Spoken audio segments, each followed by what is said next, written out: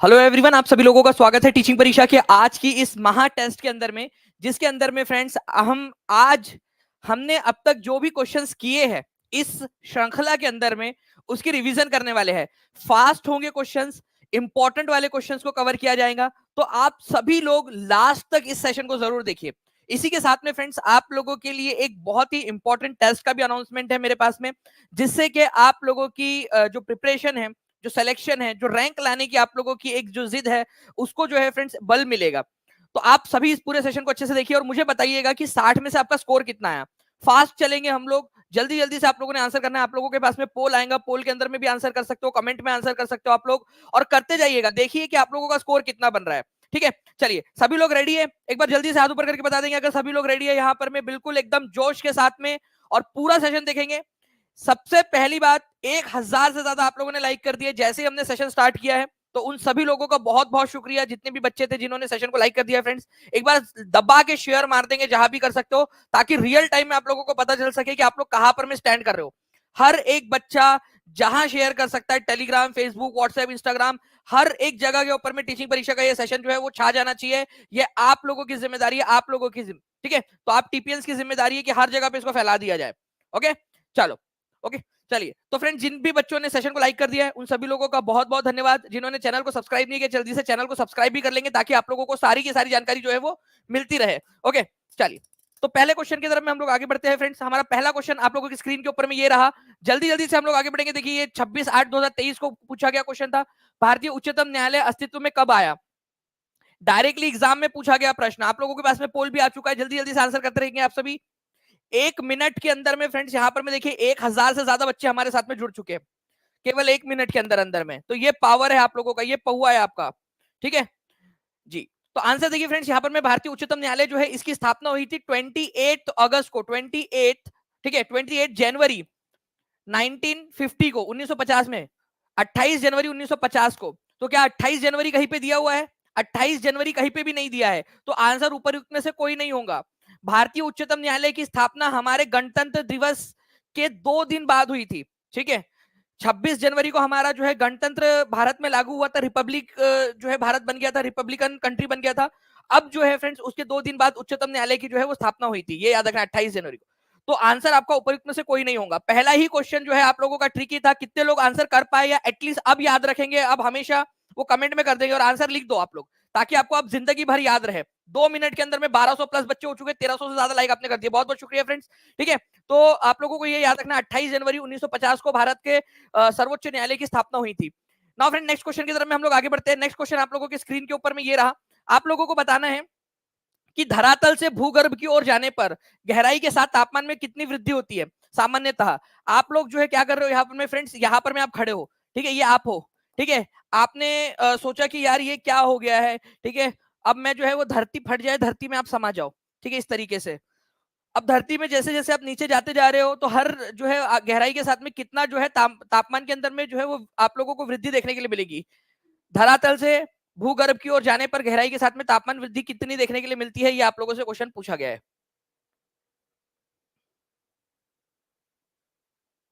बहुत बढ़िया फ्रेंड्स, आप लोगों के देखिए कंटिन्यूअसली आप लोगों के आंसर्स आते जा रहे हैं। ठीक है, तो 1 डिग्री सेल्सियस जो है फ्रेंड्स आप लोगों का हर 32 मीटर के ऊपर में, 32 मीटर गहराई में जाने पर आप लोगों का 1 डिग्री सेल्सियस तापमान जो है वो क्या होता है, बढ़ जाता है हर 32 डिग्री सेल्सियस मीटर, हर 32 जो है डिग्री के साथ में। ठीक है, हर 32 मीटर जाने के नीचे जाने के साथ में आप लोगों का 1 डिग्री सेल्सियस तापमान बढ़ जाता है। तो आंसर आप लोगों का हो जाएगा ऑप्शन नंबर सी। ठीक है, कितने लोगों का सही था जल्दी से हाथ भी ऊपर कर देंगे। यहाँ पर मैं आप लोग 1500 से ज्यादा बच्चे देख रहे हैं, तो आंसर हो जाएगा कि आप लोग जैसे जैसे नीचे जाते हो, 32 मीटर आप नीचे गए, ठीक है, जमीन में धंस गए, 1 डिग्री तापमान जो है वो बढ़ जाएगा आप लोगों का। इस तरीके से सामान्यता होता है ये। चलिए नेक्स्ट क्वेश्चन, निम्नलिखित गवर्नर जनरलों में से किसने निर्णय लिया, ठीक है, कौन था वो सफेद मुहा गवर्नर जनरल जिसने बहादुर शाह जफर, ठीक है, उनसे कहा कि आप जो है वो अंतिम मुगल सम्राट होंगे, और जब इनकी मृत्यु हो जाएगी तो इनके जितने भी नन्हे मुन्ने जो रहेंगे इनके, ठीक है, उनमें से किसी को भी वंशज नहीं माना जाएगा, शासक नहीं माना जाएगा, उनको केवल उनको राजकुमार माना जाएगा, शासक नहीं माना जाएगा। मतलब बहादुर शाह जफर आखिरी मुगल सम्राट होंगे, अंतिम मुगल सम्राट होंगे। ये किसने कहा था? ये क्वेश्चन इंपॉर्टेंट है फ्रेंड्स, बीपीएससी में भी बार बार आ चुका है ये क्वेश्चन। तो आंसर आप लोगों का क्या हो जाएगा? आंसर हो जाएगा यहाँ पर में कि अंतिम मुगल बादशाह होंगे, ये कहा था लॉर्ड कैनिंग ने। ठीक है, ये बहुत ही इंपॉर्टेंट क्वेश्चन है। लॉर्ड कैनिंग, मैं आपको बता दूं मल्टीपल एग्जाम्स के अंदर में आ चुका है फ्रेंड्स ये क्वेश्चन, ठीक है, मल्टीपल एग्जाम्स के अंदर में, तो इसको भी ध्यान रखिएगा आप सभी लोग। आंसर होगा इसका ऑप्शन नंबर बी आप लोगों का, ठीक है। तो गवर्नर जनरल लॉर्ड कैनिंग थे, इन्होंने 1856 में ये घोषणा की थी कि बहादुर शाह जफर की जब मृत्यु हो जाएगी तो इनके बाद में किसी को गवर्नर जनरल नहीं बनाया जाएगा। आप अपने दादाजी से जाके बोल सकते हो क्या कि दादाजी जब आप मर जाओगे ना, ठीक है, तो हम ऐसा करेंगे, आपकी जो है 13वीं के ऊपर में हम जो है वो बटर चिकन बनाएंगे, आपकी जब 40वां रहेगा आपका, तो हम जो है यहाँ पर में ग्रैंड पार्टी देंगे आपकी याद में, आपके दुख में, ठीक है। जब आपकी पहली बरसी रहेगी तो हम जो है वो डिस्को वगैरह भी रखेंगे ताकि आपको ज्यादा से ज्यादा लोग जो है वो याद रख सके। ऐसा बोल के देखो आप अपने दादाजी को, ठीक है, बोलेंगे बेटा अभी मैं, यार तुम्हारी दूसरी दादी लाने की उम्र है मेरी अभी, और तुम मेरे को बोल रहे हो मरेंगे क्या, ऐसा होगा, मरेंगे तो वैसा होगा। ये बुरा लगता है यार इंसान को। तो बेचारे बहादुर शाह जफर देखिए कितना बुरा लगा होगा उनको, ये लॉर्ड कैनिंग की वजह से। चलिए आ जाते हम लोग यहाँ पर मैं नेक्स्ट क्वेश्चन की तरफ में फ्रेंड्स। 5 मिनट के अंदर में 1700 के करीब बच्चे जुड़ चुके हैं और 1450 1500 के करीब आप लोगों ने लाइक कर दिए। देखिए फ्रेंड्स यहाँ पर मैं बोला गया क्वेश्चन है आप लोगों का, राज्यसभा का कार्यकाल कितना होता है? टीआरई 2.0 का क्वेश्चन है, जल्दी आंसर बताइए आप लोग।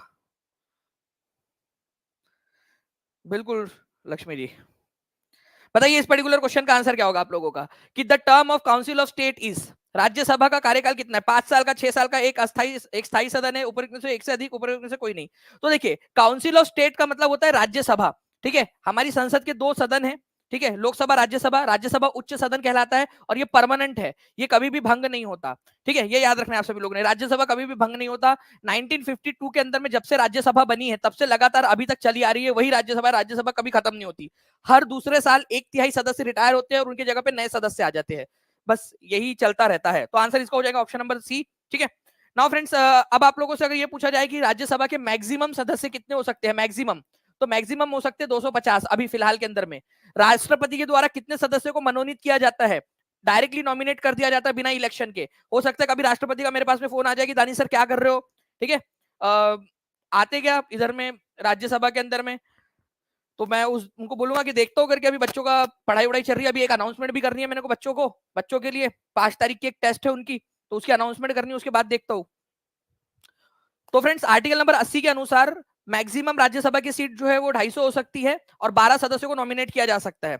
ओके, अभी मैं नहीं जाऊंगा अगर राष्ट्रपति का फोन भी आएगा तो, क्योंकि मेरी अभी आप लोगों की टेस्ट है एक। ओके चलिए 5 तारीख की, तो मैं उसकी अनाउंसमेंट अभी करने वाला हूँ थोड़ी देर में आप लोगों के लिए। हमारे जीवन से एक प्रकाश चला गया, अब चारों तरफ अंधेरा ही अंधेरा है, राष्ट्रपिता अब नहीं रहे, बड़े दुख की बात है। तो महात्मा गांधी की मृत्यु पर एक शब्द किसने कहे थे? ये एनसीईआरटी के अंदर में दिया हुआ है, 6 मिनट के अंदर में 1900 के करीब बच्चे हो जाना। आप लोगों के सफलता के प्रति जो आप लोगों का निश्चय है, ठीक है, जो आप लोगों का एक संकल्प है वो दिखाता है यहां पर में।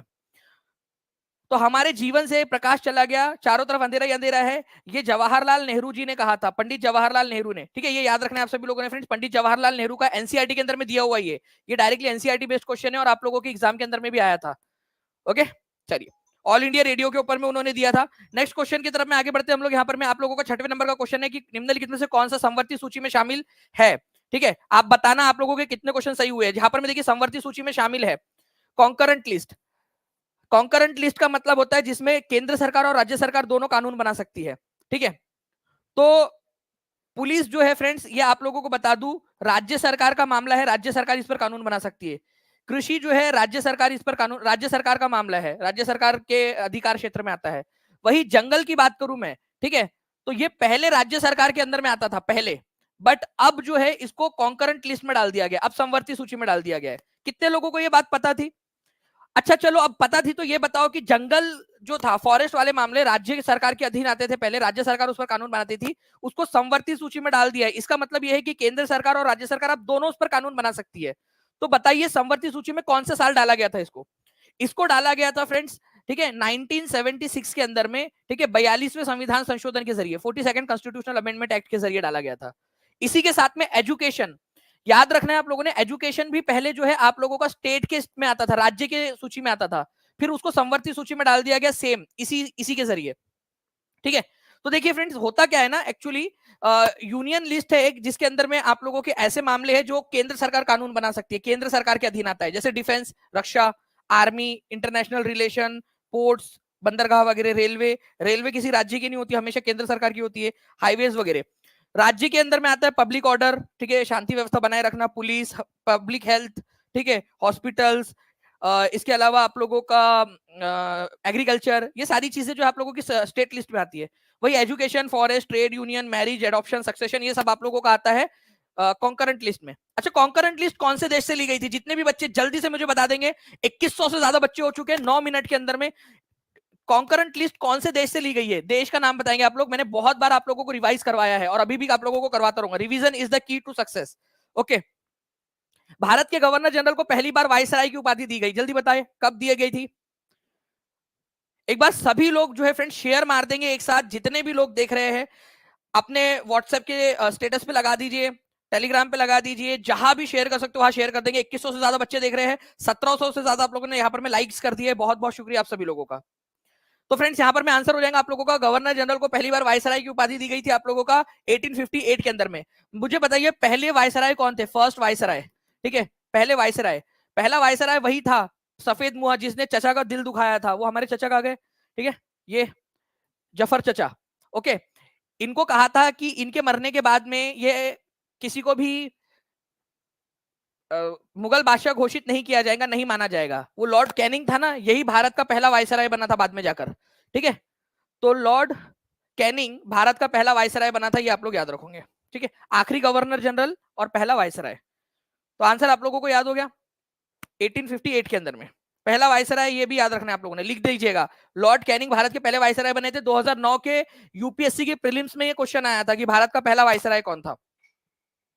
चलिए नेक्स्ट क्वेश्चन की तरफ में आगे बढ़ते हैं हम लोग। यहाँ पर में world wide fund for nature, ठीक है, WWF, world wide fund for nature जो है फ्रेंड्स आप लोगों को बताना है कि world wide fund for nature का मुख्यालय कहां पर में स्थित है।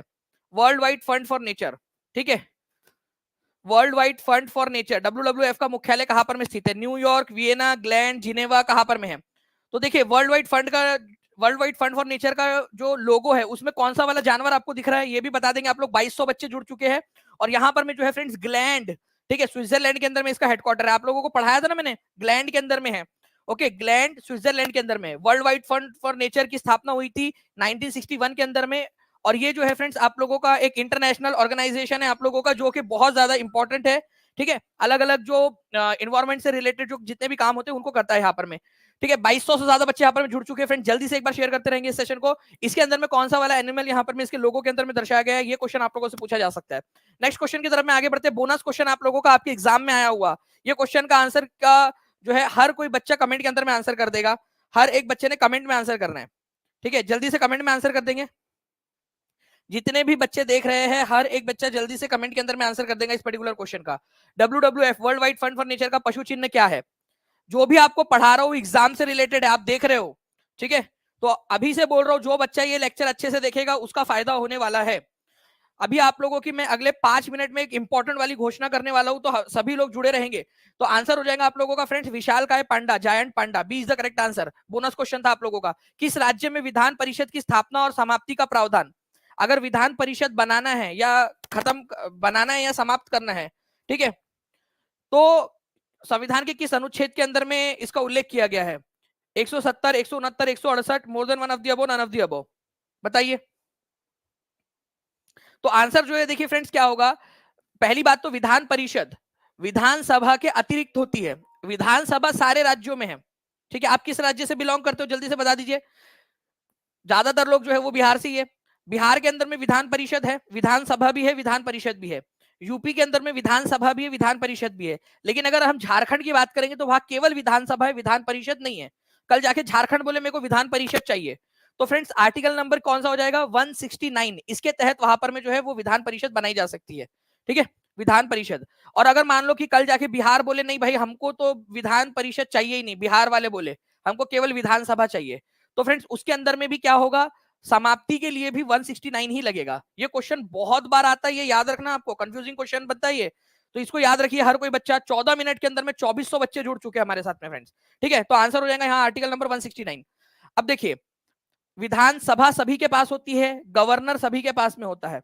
विधान परिषद, ठीक है, इसका आर्टिकल आप लोगों का है कि बनाना है या हटाना है, 169 में दिया है। ये संसद का काम है, संसद बना या बिगाड़ सकती है किसी भी राज्य में विधान परिषद, ठीक है।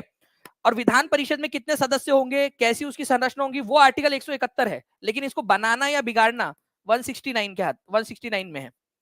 विधान परिषद होंगी या नहीं होंगी 169 में है, अगर होंगी तो कैसी होंगी वो 171 में दिया हुआ है। केवल 6 राज्य ऐसे जिनमें विधान परिषद है। जल्दी से लिख दो मेरे को कौन कौन से राज्य। ये क्वेश्चन आप लोगों का आया था फ्रेंड्स बीपीएससी टीआरई की एग्जाम के अंदर में कि कौन कौन से राज्य है जिनके अंदर में विधान परिषद है। देखो ध्यान से, आंध्र प्रदेश, ठीक है, उत्तर प्रदेश, तेलंगाना, बिहार, महाराष्ट्र, कर्नाटक। यहां पर मैं अगर आप ऐसा मैप के थ्रू देखने की कोशिश करोगे तो यूपी, बिहार, महाराष्ट्र, कर्नाटक, तेलंगाना, आंध्र प्रदेश, बस ऐसे याद रख लेंगे आप सभी लोग फ्रेंड्स। ये 6 राज्य ऐसे जिनके पास में विधानसभा और विधान परिषद दोनों है। ओके, 169 के तहत किसी भी राज्य में विधान परिषद बनाई या हटाई जा सकती है। नेक्स्ट क्वेश्चन, दक्षिण भारत की सबसे ऊंची चोटी अनामुड़ी किस राज्य में स्थित है। 10 क्वेश्चन हो चुके हैं फ्रेंड्स, हमारे 60 क्वेश्चन है और 60 के 60 क्वेश्चन आप लोगों ने देखने हैं, ठीक है। जल्दी से, अभी थोड़ी देर के अंदर में आप लोगों के लिए एक बहुत इंपॉर्टेंट वाली अनाउंसमेंट है। भारत की, दक्षिण भारत की सबसे ऊंची चोटी कौन सी है, तो दक्षिण भारत की सबसे ऊंची चोटी है अनाईमुड़ी, ठीक है। ये अपने आप में एक क्वेश्चन बन गया आपका, दक्षिण भारत की सबसे ऊंची चोटी कौन सी है, अनाईमुड़ी है। ये केरला में स्थित है, केरल के अंदर में, ठीक है। ये पूरे दक्षिण भारत की सबसे ऊंची चोटी है। आंसर हो जाएगा ऑप्शन नंबर ए, केरला, ठीक है। तो यहाँ पर मैं आप ये मैप देख सकते हो फ्रेंड्स, ठीक है। तो अनाईमलाई हिल्स के अंदर में अनाईमुड़ी जो है, और इस ये केरल के अंदर में स्थित है, ये याद रखना है आप लोगों ने, अनाईमुड़ी। ओके, तो आंसर आप लोगों का हो जाएगा यहाँ पर में ऑप्शन नंबर ए, केरल के अंदर में स्थित है। और इस क्वेश्चन को आप इंपॉर्टेंट मार्क करिए, 2 क्वेश्चन बनते हैं इसमें, सबसे ऊंची चोटी कौन सी है और कौन से राज्य के अंदर में है, ठीक है। या फिर आपसे एक और क्वेश्चन बन सकता है, एक क्वेश्चन आया था ईस्टर्न घाट की सबसे ऊंची चोटी कौन सी है, याद आ रहा है आप लोगों को। पश्चिम पूर्वी घाट की सबसे ऊंची चोटी कौन सी है, ये आया था कि नहीं आया था क्वेश्चन, महेंद्रगिरी उसका आंसर था एनसीईआरटी के अनुसार। कितने लोगों को याद है, हाथ ऊपर किए। आया था पूर्वी घाट की सबसे ऊंची चोटी महेंद्रगिरी, है ना। पूर्वी घाट मतलब इधर साइड की, इसकी महेंद्रगिरी नाम था।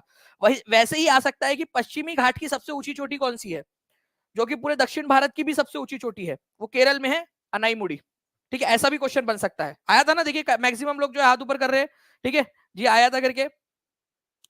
चलिए बहुत बढ़िया फ्रेंड्स, तो इसी तरीके से आप लोग जो है आंसर करते रहिएगा। आप लोगों को मैं बता रहा हूं कि आपको सारे के सारे पॉइंट्स में याद करवा दूंगा। ये पूर्वी घाट के अंदर में महेंद्रगिरी सबसे ऊंची चोटी है, पूर्वी घाट की, एज पर एनसीईआरटी। निम्नलिखित में से कौन सा राज्य या संघ राज्य है कुल भौगोलिक क्षेत्र का अधिकतम प्रतिशत वन क्षेत्र में है। मतलब उस राज्य का, जो भी राज्य है उसमें ज्यादातर जो जगह है वो जंगल से घिरी हुई है, ज्यादातर जगह, ठीक है। जैसे अगर मैं बिहार की बात करूं तो बिहार जो है उसके अंदर में 7.84% जो है केवल वो जंगल है वहां पर में, बाकी जगह पे खाली भूमि या अदर चीजें, दूसरी चीजें। लेकिन एक राज्य ऐसा है जहां पर में फ्रेंड्स आप लोगों का जंगल ही जंगल है वहां पर में, ठीक है। तो बताइए उसका आंसर क्या होगा, सबसे ज्यादा जंगल। और ये क्वेश्चन आता है एग्जाम के अंदर में आप लोगों का, तो प्रतिशत के अनुसार पूछा है ना यहाँ पर में, परसेंटेज के हिसाब से। तो मिजोरम है फ्रेंड्स 84.53%, मिजोरम 84.53%, 53%, ठीक है। 84.53% जो है यहाँ पर में जंगल है, 84.53%, ठीक है। सबसे ज्यादा ये हो गया परसेंटेज के हिसाब से, मतलब कि ये जो राज्य है उसमें जंगल ही जंगल है, जंगल ही जंगल है।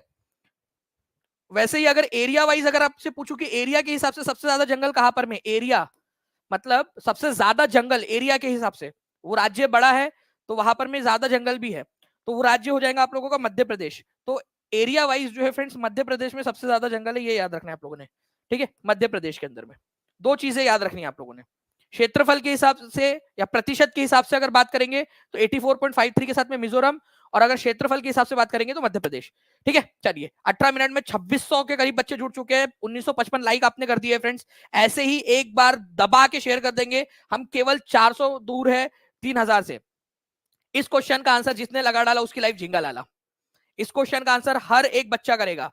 अगर आप ऐसे सुन भी रहे हो तो थोड़ी देर के लिए आ जाओ स्क्रीन के ऊपर में और इसका आंसर जरूर करो, आप सभी के सभी लोग, हर बच्चा इसका आंसर करेगा। स्क्रीन पर आ जाइए, अगर सुन रहे हो लेक्चर केवल तो भी उसके अंदर में आ जाइए और आंसर कर दीजिए इसका, सभी बच्चे कमेंट में आंसर कर दो।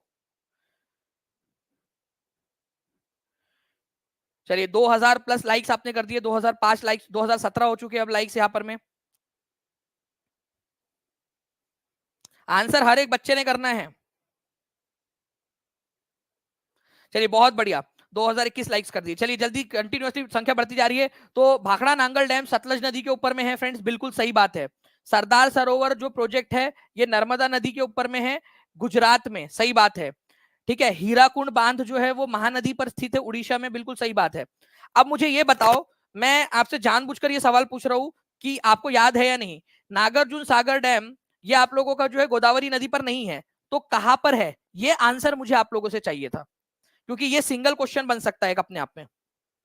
ठीक है, एक अपने आप में सिंगल क्वेश्चन बन सकता है, नागार्जुन सागर डैम कहां पर में है। तो नागार्जुन सागर डैम की अगर मैं बात करूं फ्रेंड्स आप लोगों का, तो ये डैम आप लोगों को कहां पर में मिलेगा? ये डैम आप लोगों को मिलेगा कृष्णा नदी के ऊपर में, कृष्णा नदी पर। ये भी बहुत इंपॉर्टेंट है, कृष्णा नदी के ऊपर में नागार्जुन सागर डैम। जितने बच्चों ने भी आंसर सही किया था उनको कॉन्ग्रेचुलेशन फ्रेंड्स, ऐसे ही आप लोग आंसर करते रहिए। ठीक है, तो ये आप लोगों को तेलंगाना और आंध्र प्रदेश की बॉर्डर पर मिलेगा, कृष्णा नदी के ऊपर में। ठीक है, नाउ नेक्स्ट क्वेश्चन आप लोगों का, गरजती चालीसा का संबंध किससे है? रोरिंग फोर्टिस, गरजती चालीसा। ठीक है, बढ़िया क्वेश्चन है ये, एग्जाम के अंदर में आया हुआ क्वेश्चन, डायरेक्टली स्क्रीनशॉट लगा दिया है। जिन बच्चों को नहीं पता है वो देखिए इसको अच्छे से, ताकि याद हो जाए आप लोगों को। ठीक है, गरजती चालीसा। देखिए हमारे हमारी दुनिया के अंदर में फ्रेंड्स दो गोलार्ध है, एक है नॉर्दर्न हेमिस्फीयर, एक है सदर्न हेमिस्फीयर, मतलब दक्षिणी गोलार्ध और उत्तरी गोलार्ध और दक्षिणी गोलार्ध।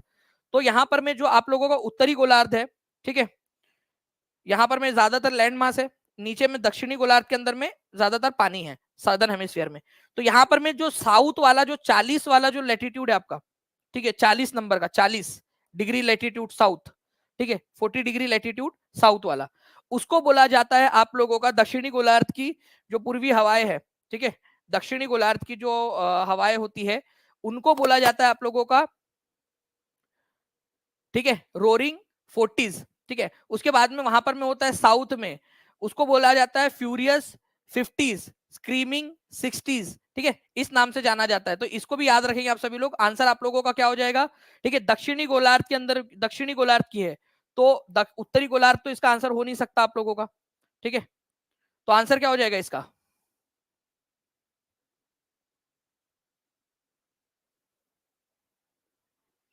जी, तो याद रखिएगा फ्रेंड्स आप लोग कि दक्षिणी गोलार्ध के अंदर में चलने वाली, दक्षिणी गोलार्ध के अंदर में चलने वाली जो पछुआ पवनें हैं, ठीक है, ये इधर साइड में जो चलती है, इस साइड में, मतलब पश्चिम से पूरब के तरफ में जाती है, इसी वजह से उनको पछुआ बोला जाता है। तो जो पछुआ पवनें हैं दक्षिणी गोलार्ध की, ठीक है, वेस्टर्लीज, इसको बोलते हैं रोरिंग फोर्टीज। और दक्षिणी गोलार्ध के अंदर में 50 नंबर पे जो चलती है 50 डिग्री पर, उसको बोलते हैं फ्यूरियस फिफ्टीज। ठीक है, ओके, डरावनी 50 ठीक है, स्क्रीमिंग 60, चिल्लाती 60, चिल्लाती 60। ठीक है, इस तरीके से इनके नाम है। ओके, तो ये थोड़ा सा याद रखना है आप सभी लोगों ने कि roaring forties, furious fifties, screaming 60 ये कहाँ मिलेंगी आपको? दक्षिणी गोलार्ध में मिलेंगी। ठीक है, दक्षिणी गोलार्ध के अंदर में। नेक्स्ट क्वेश्चन की तरफ में आगे बढ़ते हैं, इसको हमने डिटेल में देखा हुआ है ऑलरेडी। नेक्स्ट क्वेश्चन आप लोगों का, विधानसभा द्वारा पारित विधेयक को विधान परिषद द्वारा कितने समय तक रोका जा सकता है? देखिए, विधानसभा ने अगर कोई, आपको पता है कि विधानसभा हर राज्य में होती है, लेकिन कुछ राज्य ऐसे जिनमें विधान परिषद भी है। ठीक है, विधान परिषद भी है, तो मैक्सिमम जो है, अधिकतम कितने समय तक रोका जा सकता है, ये बोला गया है यहाँ पर में। तो थोड़ा सा समझना फ्रेंड्स इस क्वेश्चन को। ठीक है, क्योंकि इसका आंसर जो है बहुत सारे जगह के ऊपर में गलत दिया हुआ है। ठीक है, इसी वजह से मैं आप लोगों को बता रहा हूँ कि कैसे होगा इसका आंसर। सबसे पहली बार, मान लो विधानसभा ने कोई कानून बनाया, अब वो कानून जाएगा विधान परिषद के पास, विधान परिषद के पास। ठीक है, तो विधान परिषद के पास में 3 महीने का समय होगा। ठीक है, उसको पास करे या रिजेक्ट कर दे। ठीक है, 3 महीने का समय है। लेकिन मान लेते हैं अधिकतम तौर पर, ठीक है, विधान परिषद जो है वो बड़ी, जो है वो जो सास होती है ना, उसकी तरह है कि भाई इसने बोला कि हमको हनीमून पे जाना है, ठीक है, सास ने बोला बताती हूँ, और वो आपकी आखिरी ट्रेन ट्रेन जब आखिरी दिन था फ्लाइट का, उसके एक दिन पहले जो है आपको बता रही हो कि नहीं जा सकते तुम, तो मतलब आपको उनको मनाने का मौका भी नहीं मिला। ठीक है, तो 3 महीने खत्म होने के एकदम एक दिन, लास्ट दिन उन्होंने बोला कि हम रिजेक्ट करते हैं। फिर से विधानसभा में आएगा, मान लो विधानसभा ने उसी दिन फटाक से बोल दिया कि हम वापस से इसको पास करते हैं, तो फिर से जाएगा विधान परिषद के पास, फिर से अगेन। ठीक है, अगेन, अब विधान परिषद के पास में 3 महीने फिर से नहीं रहेंगे, अब केवल 1 महीना रहेगा। अब नेक्स्ट टाइम 1 महीना रहेगा। अब मान लो कि विधान परिषद ने फिर से पूरा 1 महीना लिया, अब या तो उसको पास करना पड़ेगा या तो रिजेक्ट करना पड़ेगा। ठीक है, वो पास रिजेक्ट कर ही नहीं सकती, पास ही करना पड़ेगा उसको। अगर उसने 1 महीने में कोई डिसीजन नहीं लिया तो उसको ऑटोमेटिकली पास माना जाएगा, क्योंकि वो वापस से फिर दूसरी बार वापस से नहीं भेज सकती। तो अब बताओ अधिकतम कितने समय तक रोका उसने? ठीक है, 14 दिन वाला वो तो राज्यसभा का है, वो अलग है। ये बताओ अब आप, ये बड़ा इंटरेस्टिंग सा क्वेश्चन है, ये मैं बता रहा हूं आपको 99% लोग इसका आंसर गलत करते हैं एग्जाम्स के अंदर में। ठीक है, अभी आप लोगों को समझाया हुआ है, इस वजह से कई सारे लोग सही आंसर कर पा रहे हैं। आंसर 4 महीने होगा इसका। क्यों? क्योंकि पहले 3 महीने रोका और फिर बाद में एक एक्स्ट्रा 1 महीना और, तो पूरा टोटल मिला के जो है फ्रेंड्स आप लोगों का 4 महीने हो गया, 3 + 1 4 महीने हो गया, है ना। तो इस तरीके से आप लोग इसको याद रख सकते थे, 4 महीने। तो 4 महीने तक अधिकतम रोका जा सकता है। नेक्स्ट क्वेश्चन की तरफ में आगे बढ़ते हैं फ्रेंड्स। 15वें नंबर का क्वेश्चन, डायरेक्ट एक्शन डे कब मनाया गया था? जल्दी से आंसर करिए। 2193 लाइक्स हो चुके हैं हमारे, 2197 हो चुके हैं अभी यहाँ पर में। बहुत बढ़िया, एक बार शेयर मार दो यार जल्दी जल्दी से, ताकि हम पूरे के पूरे जो है 1/4 हम लोग कवर कर चुके हैं। 60 क्वेश्चन है और आप लोगों ने 60 में से 60। एग्जाम के दिन क्या आप लोग आधे क्वेश्चन छोड़कर जाना चाहोगे? नहीं ना, तो इसको एग्जाम समझिए आपकी और एग्जाम के अनुसार आंसर कीजिए। डायरेक्ट एक्शन डे जो है आप लोगों का, ये मनाया गया था फ्रेंड्स 16 अगस्त 1946 को, 1946। कई सारे लोग बी आंसर लगा रहे हैं ना, जो लोग, उन लोगों का गलत है। 35% लोगों ने बी आंसर लगाया, उनका गलत है। 46 में हुआ था, 1946 में, 16 अगस्त 1946 में।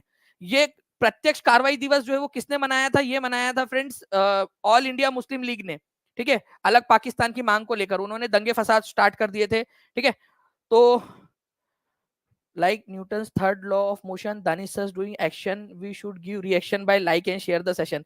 क्या बात है सर, सरफराज अनवर जी ने जो है यहाँ पर में साइंस को भी जोड़ दिया है। एग्जैक्टली सरफराज अनवर ने सही पकड़ा है कि ऐसे ही वर्क करता है। जितना ज्यादा आपकी रिएक्शंस रहेंगी उतना ज्यादा आप लोगों के लिए और किया जाएगा। ठीक है, 2800 बच्चे हो चुके हैं, 200 की कमी है। आप 200 बच्चा पूरा कर दो, मैं आप लोगों को बता रहा हूँ कि मैं आप लोगों के लिए और भी बहुत सारी चीजें लेकर आऊंगा। ठीक है, तो 16 अगस्त 1946 को डायरेक्ट एक्शन डे मनाया गया था, प्रत्यक्ष कार्रवाई दिवस। ठीक है, ये दंगे कलकत्ता में शुरू हुए और मार्च 1947 तक चलते रहे ये दंगे। नेक्स्ट क्वेश्चन की तरफ में आगे बढ़ते हैं फ्रेंड्स। आप लोगों का, भारत में राष्ट्रपति का निर्वाचन किस प्रकार होता है? कौन करता है राष्ट्रपति का निर्वाचन? ये है, मान लीजिए हमारे राष्ट्रपति, ठीक है, श्रीमान राजू जी। ठीक है, अब इनको राष्ट्रपति बनाना है, तो कौन कौन वोट करेगा उनके लिए? एक तो संसद वोट करेंगी हमारी, संसद, संसद के दोनों सदन, लोकसभा और राज्यसभा। साथ ही साथ जो राज्य की विधानसभाएं है, राज्य विधानसभा, विधान सभा, ठीक है, वो विधान परिषद नहीं कर रही है, राज्य की विधानसभा के चुने हुए लोग, यहाँ के भी चुने हुए इलेक्टेड लोग, इलेक्टेड जो चुनकर आए हैं, क्योंकि कुछ कुछ लोगों को नॉमिनेट भी किया जाता है ना, राज्यसभा में 12 लोगों को, विधानसभा में भी कई सारे राज्य ऐसे जहां पर में मनोनीत किया जाता है, तो यहाँ भी इलेक्टेड, केवल इलेक्टेड लोग। ठीक है, तो भारत में राष्ट्रपति का चुनाव डायरेक्टली तो होता नहीं, कभी हम लोग जो है डायरेक्टली वोट नहीं करते। By members of Rajya Sabha, by members of Lok Sabha. ठीक है, तो बाय मेंबर्स ऑफ राज्यसभा बोलेंगे तो ये गलत हो जाएगा, क्योंकि मोर than one of the above दिया नहीं है इसके अंदर में। ठीक है, तो इनडायरेक्टली यहाँ पर में सबसे सही आंसर होगा, इनडायरेक्टली किया जाता है, क्योंकि यहाँ पर में बोला जाता कि by members of Lok Sabha, Rajya Sabha and Vidhan Sabha, तो आंसर सही होता। तो अप्रत्यक्ष रूप से लोकसभा, राज्यसभा और विधानसभा मिलकर ये चुनाव करती है, लोकसभा, राज्यसभा और विधानसभा मिलकर ये चुनाव करती है, ये याद रखना है आप लोगों ने। तो इसका सबसे क्लोजेस्ट आंसर होगा ऑप्शन नंबर डी। ठीक है, मैं टीम से रिक्वेस्ट करूंगा कि प्लीज इसके ऊपर में कौन कौन राष्ट्रपति के चुनाव के अंदर में शामिल होता है, एक बोनस क्वेश्चन डाल दिया जाए, डाल दिया जाए ना आप लोगों के लिए एक बोनस क्वेश्चन इसके लिए, ताकि आपकी रिवीजन हो जाए। ठीक है, चुने गए प्रतिनिधियों के द्वारा इनडायरेक्ट इलेक्शन होता है। ठीक है, भारत के अंदर में जो है फ्रेंड्स आर्टिकल नंबर 52, ठीक है, ये कहता है कि there will be a president of India. ठीक है, भारत के राष्ट्रपति होंगे। अच्छा बताइए, द्रौपदी मुर्मू कौन से नंबर की राष्ट्रपति है? ठीक है, ये भी क्वेश्चन पूछा जा सकता है आप लोगों से, कौन से नंबर की राष्ट्रपति है? ये हेड ऑफ इंडियन स्टेट होती है, नॉमिनल हेड होती है, फर्स्ट सिटीजन ऑफ इंडिया भी इनको कहा जाता है। ठीक है, इनका इलेक्शन इनडायरेक्टली होता है, किसके द्वारा? राज्यसभा, लोकसभा और विधानसभाओं के चुने हुए सदस्यों के द्वारा। अगर मान लीजिए कि कोई भसड़ मचती है, ठीक है, इलेक्शन के अंदर में, बहुत ही इंपॉर्टेंट क्वेश्चन बता रहा हूं आप लोगों को, ध्यान से समझना आप लोग। अगर कोई भसड़ मची कि भाई राष्ट्रपति के चुनाव में गड़बड़ी हुई है, ऐसा किसी ने आरोप लगाया, तो उसकी जांच करने का, उसकी सुनवाई करने का अधिकार किसको है? क्या प्रधानमंत्री उसकी जांच करेंगे? क्या हाई कोर्ट उसकी जांच करेगा, या सुप्रीम कोर्ट उसकी जांच करेगा, या इलेक्शन कमीशन करेगा? आप बताओ मुझे, आप तो इतने समझदार बच्चे हो ना। ये बहुत इंपॉर्टेंट क्वेश्चन है, ये बड़ी बड़ी एग्जाम्स में क्वेश्चन आया हुआ है कि अगर राष्ट्रपति के चुनाव से रिलेटेड कोई भी भसड़ मचती है, कोई भी प्रॉब्लम आती है, तो उसकी उसकी सुनवाई करने का अधिकार सुप्रीम कोर्ट को है। मैं टीम से रिक्वेस्ट करूंगा कि प्लीज ये क्वेश्चन भी डाल दे रेफरेंस के साथ में कि कौन सी एग्जाम में पूछा गया था ये क्वेश्चन। ठीक है, सुप्रीम कोर्ट के साथ, सुप्रीम कोर्ट। ठीक है, चलिए, इंपॉर्टेंट पॉइंट है। तो सुप्रीम कोर्ट को अधिकार है अगर कोई भी भसड़ मचती है तो उसको सॉल्व करने का। नाउ फ्रेंड नेक्स्ट क्वेश्चन है, निम्नलिखित में से कौन भारत के राष्ट्रपति के चुनाव में भाग लेता है? लीजिए बोनस क्वेश्चन, और इतना स्पीड में यार अगर डाला है ना तो 1 लाइक तो टीम के लिए भी बनता है कि आपको बोला मैंने, ठीक है, और 1 मिनट के अंदर में क्वेश्चन आपके सामने हाजिर। तो टीचिंग परीक्षा जैसी टीम आपको नहीं मिलेगी। अब मैं यहाँ पर मैं आप लोगों को जो है फ्रेंड्स इसी के अवसर पर अब 1-2 क्वेश्चन के बाद में मैं एक बड़ी घोषणा करने वाला हूँ आप लोगों के लिए, उसको जरूर सुनिएगा आप सभी लोग, बहुत इंपॉर्टेंट है आपके काम की है, ठीक है। बहुत इंपॉर्टेंट वाली घोषणा अब मैं आपके लिए कर रहा हूँ। भारत में निम्नलिखित में से कौन राष्ट्रपति के चुनाव में भाग लेता है? Elected members of both the houses of parliament and legislative assemblies of the state. सही बात है भाई, विधानसभाएं और पार्लियामेंट के दोनों सदनों के सदस्य। Elected and nominated, nominated members participate करते क्या? नहीं करते। नॉमिनेटेड मेंबर पार्टिसिपेट करते क्या? नहीं करते। Elected members of both the houses of parliament only, only बोलकर यहां गलत कर दिया भाई, विधानसभा भी तो करती है, पार्लियामेंट के सदस्य थोड़ी होते, केवल राज्य की विधानसभा के सदस्य भी होते हैं। तो आंसर इसका ऑप्शन नंबर ए हो जाएगा, ठीक है। तो इस तरीके से आप लोगों ने देखा आंसर 66% लोगों ने सही किया है। Elected members of parliament, Lok Sabha Rajya Sabha के चुने हुए सदस्य और विधानसभा के भी चुने हुए सदस्य, अलग अलग राज्यों की विधानसभाओं के चुने हुए सदस्य। नाउ फ्रेंड्स देखिए, बंगाल और बिहार में भूमि पर किराएदारों के अधिकारों को काश्तकारी अधिनियम द्वारा मान्यता दी गई थी। इसको very very very very very important question mark करेंगे सभी लोग, इसको सुपर डुपर इंपॉर्टेंट मार्क करो। आपको पता है जब मैं यहाँ पर मैं लिख देता हूँ आप लोगों के लिए इंपॉर्टेंट है, तो आप लोगों के लिए ये क्वेश्चन कुछ सोच समझ के ही बोल रहा हूं मैं कि इंपॉर्टेंट है आपका, ठीक है। बताइए इसका आंसर क्या होगा? तो बंगाल काश्तकारी अधिनियम द्वारा जो है कब मान्यता दी गई थी? तो आंसर क्या हो जाएगा आप लोगों का, ठीक है। बंगाल काश्तकारी अधिनियम 1868 में, 1881 में, 1885 के अंदर में कब दी गई थी? और उस समय बंगाल, उस समय जो है फ्रेंड्स भारत का वायसराय कौन था ये भी बता सकते हो आप लोग। 1885 के अंदर में, ठीक है, ये याद रखना है आप लोगों ने, 1885 के अंदर में जो है फ्रेंड्स बंगाल काश्तकारी अधिनियम पास हुआ था, ठीक है। बंगाल टीनेंसी एक्ट बोलते हैं इसको। इसका मतलब क्या था? सिंपल सा मतलब था इसका कि अगर कोई भी किसान बराबर से अपना टैक्स दे रहा है तो उस जमीन का मालिकाना हक किसको दे देना चाहिए? उस किसान को दे देना चाहिए, ये इसका मतलब था। तो बंगाल टीनेंसी एक्ट जो है आप लोगों का आया था, ठीक है, लॉर्ड डफरिन के समय में। अच्छा, लॉर्ड डफरिन के समय में एक पार्टी का गठन किया गया था, कौन सी पार्टी थी उसका गठन हुआ था 1885 के अंदर में? जल्दी बताइए, देखते कितने लोगों का दिमाग की घंटी बज रही है। 1885 में कौन सी पार्टी का गठन हुआ था? आप लोग बताओगे जल्दी से। 2935 बच्चे जुड़े हुए, केवल और केवल, वो गाना सुना ना आप लोगों ने, थोड़ा है थोड़े की जरूरत है, तो बस बहुत थोड़े से की जरूरत है, एक साथ जोर लगा दो पूरे के पूरे 2900 लोग, ठीक है। हम लोग जो है केवल 65 जो बच्चे बचे हुए हैं हम लोग उसको वहां तक आ जाएंगे, ठीक है। तो पाबना मूवमेंट की वजह से जो है फ्रेंड्स बंगाल टीनेंसी एक्ट आया था 1885 के अंदर में, ठीक है। चलिए नेक्स्ट क्वेश्चन की तरफ में आगे बढ़ते हैं फ्रेंड्स। देखिए टेरिटोरियल आर्मी पेपर 2 के अंदर में आया हुआ क्वेश्चन, राष्ट्रपति और उपराष्ट्रपति चुनाव से उत्पन्न होने वाली चुनावी विवादों का निपटारा प्रादेशिक सेना द्वारा किया जाएगा। कौन सी वाली जो है आप लोगों कौन इसको करता है? कौन इसको जो है सेटल करता है? Election commission of India, joint committee of parliament, supreme court of India, speaker of Lok Sabha.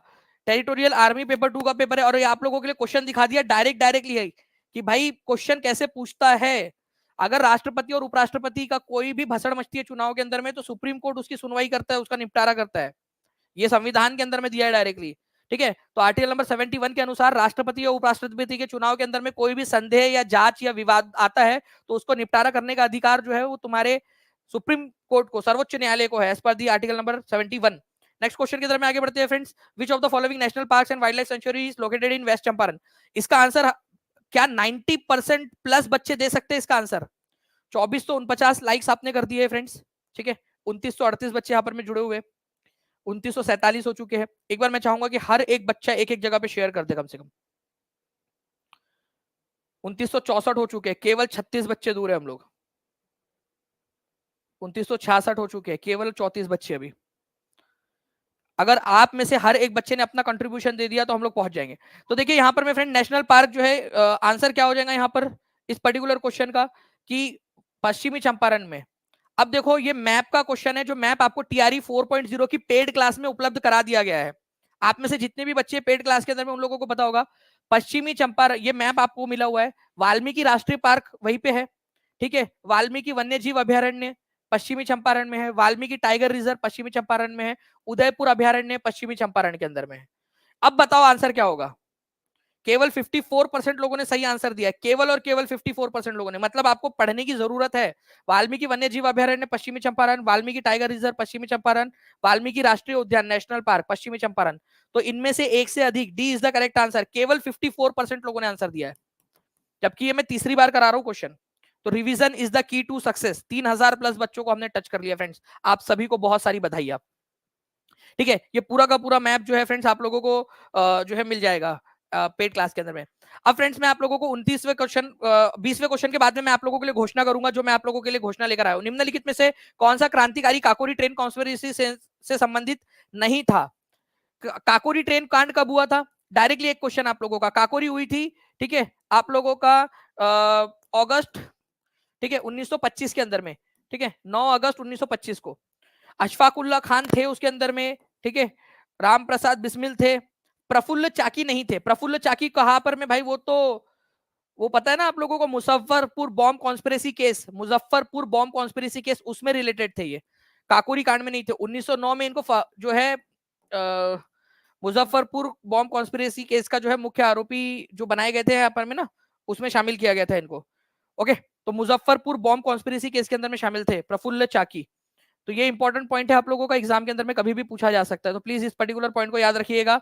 Muzaffarpur bomb conspiracy case आप लोगों का, ठीक है, 1908 वाला जो मुजफ्फरपुर बॉम्ब कॉन्स्पिरेसी केस था आपका। ठीक है, नेक्स्ट क्वेश्चन की तरफ में हम लोग आगे बढ़ते हैं आप लोगों के। नेक्स्ट, वाणिज्यिक लोहे का शुद्धतम रूप है। अब ये क्वेश्चन का भाई हर कोई आंसर करेगा, इसको very very very important answer mark करिए आप लोग, ठीक है, हर एक बच्चा जल्दी से इसको आंसर का मार्क करेगा। आपको बताना है कि लोहे का शुद्धतम रूप क्या होता है। लोहे का शुद्धतम रूप क्या है, मतलब सबसे साफ लोहा आप लोगों को कौन सा मिलेगा?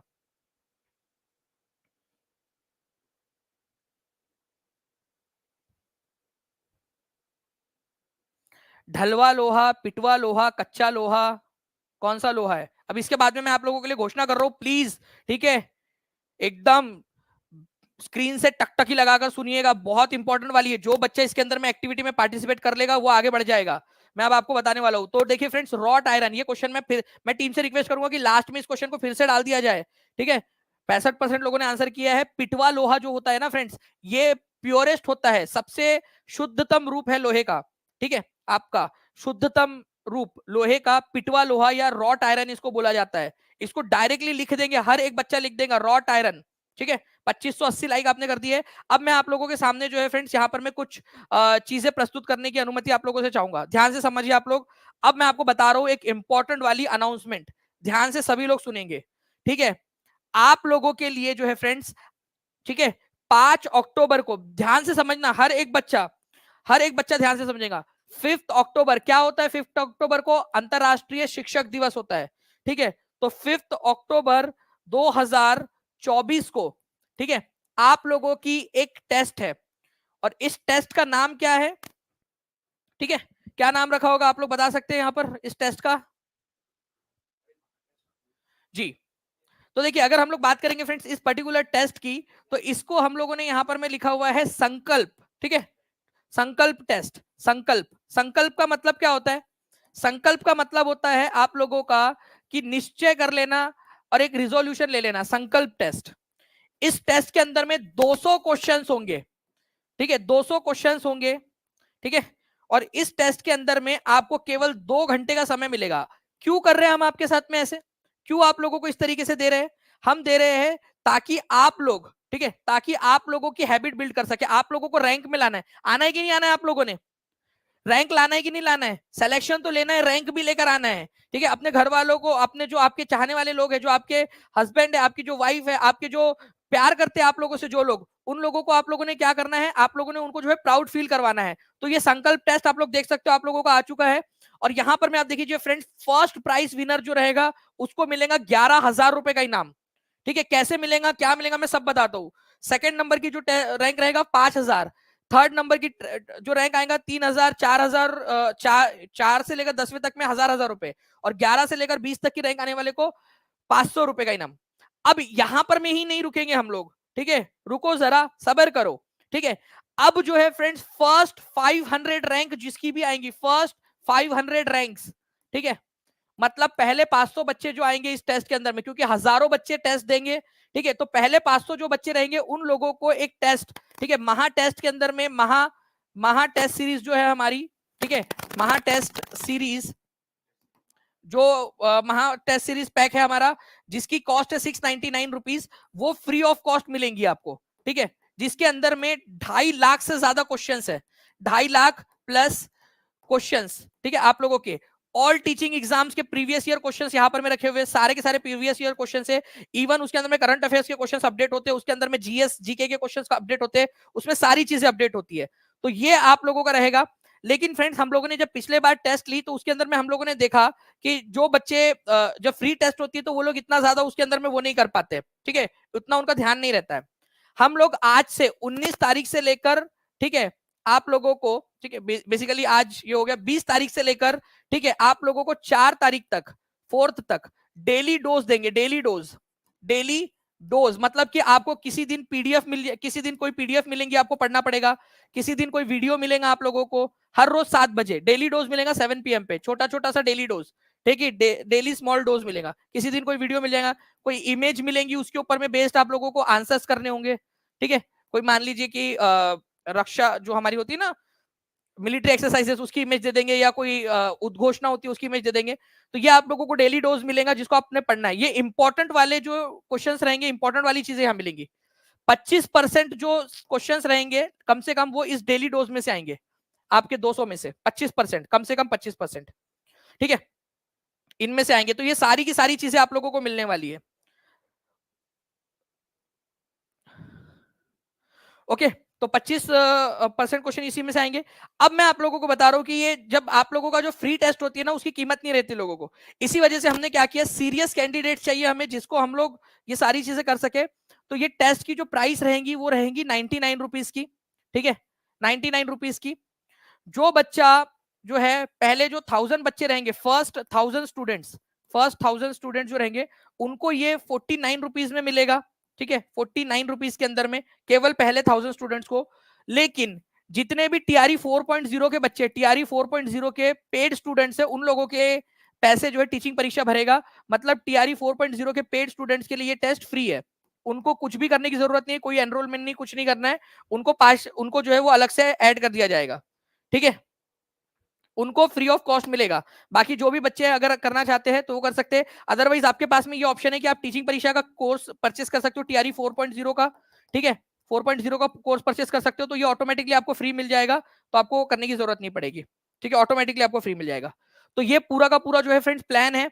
जो सीरियस बच्चा है वही इसको अटेम्प्ट करे, जो सिलेक्शन चाहता है, जो अपने जो है माता पिता के सपनों को पूरा करना चाहता है, जो चाहता है कि भाई टीआरई 4 के अंदर में उसका बेस्ट रैंक आए, अपने उसकी प्रिपरेशन जो है वो बहुत अच्छी हो जाए, वो वही बच्चा जो है इसके अंदर में पार्टिसिपेट करे, ठीक है, क्योंकि ये हम चाहते हैं जो क्रीमी बच्चे हैं, जो जिनको हम ट्रेन कर सकते हैं, ठीक है, जिनको हम लोग बहुत आगे तक बढ़ा सकते हैं, उन लोगों को यहाँ पर में करें हम लोग, ठीक है।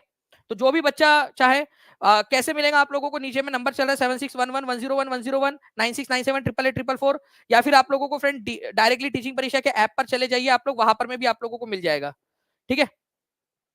चलिए, तो डायरेक्टली आप लोगों को मिल जाएगी वो, ये पूरा का पूरा आप देख सकते हो कि क्या क्या है इसमें आप लोगों का। बाकी चलिए आगे बढ़ते हैं हम लोग यहाँ पर में हमारे सेशन की तरफ में। महात्मा गांधी ने अंग्रेजों से आजादी के लिए भारत छोड़ो आंदोलन किस वर्ष शुरू किया था, ये बताएंगे आप सभी लोग।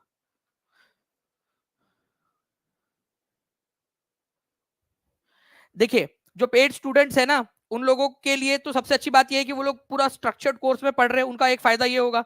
दूसरी चीज ये होगी कि जो स्टूडेंट्स है आपको ओपन कंपटीशन मिल जाएगा सभी के साथ में।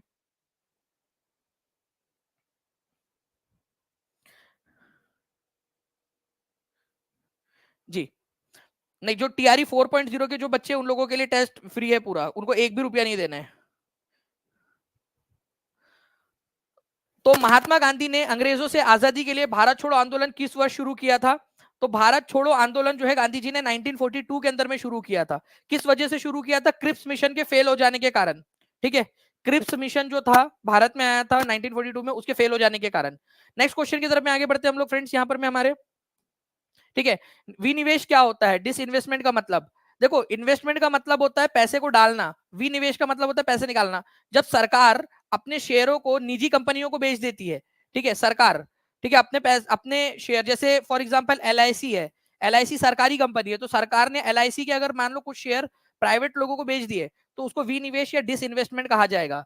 Of loading of government shares to private companies या प्राइवेट एंटिटीज, इसको कहा जाता है आप लोगों का डिसइन्वेस्टमेंट, विनिवेश। ठीक है, तो आंसर आप लोगों का सिंपल सा हो गया, विनिवेश कहा जाता है इसको।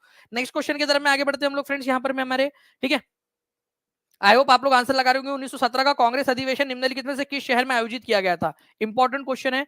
तो 1917 का सेशन इसलिए इंपॉर्टेंट है क्योंकि पहली बार कोई महिला जो है वो अध्यक्ष बनी थी इसकी। तो 1917 के अंदर में कांग्रेस का अधिवेशन जो है आप लोगों का कलकत्ता में आयोजित हुआ था।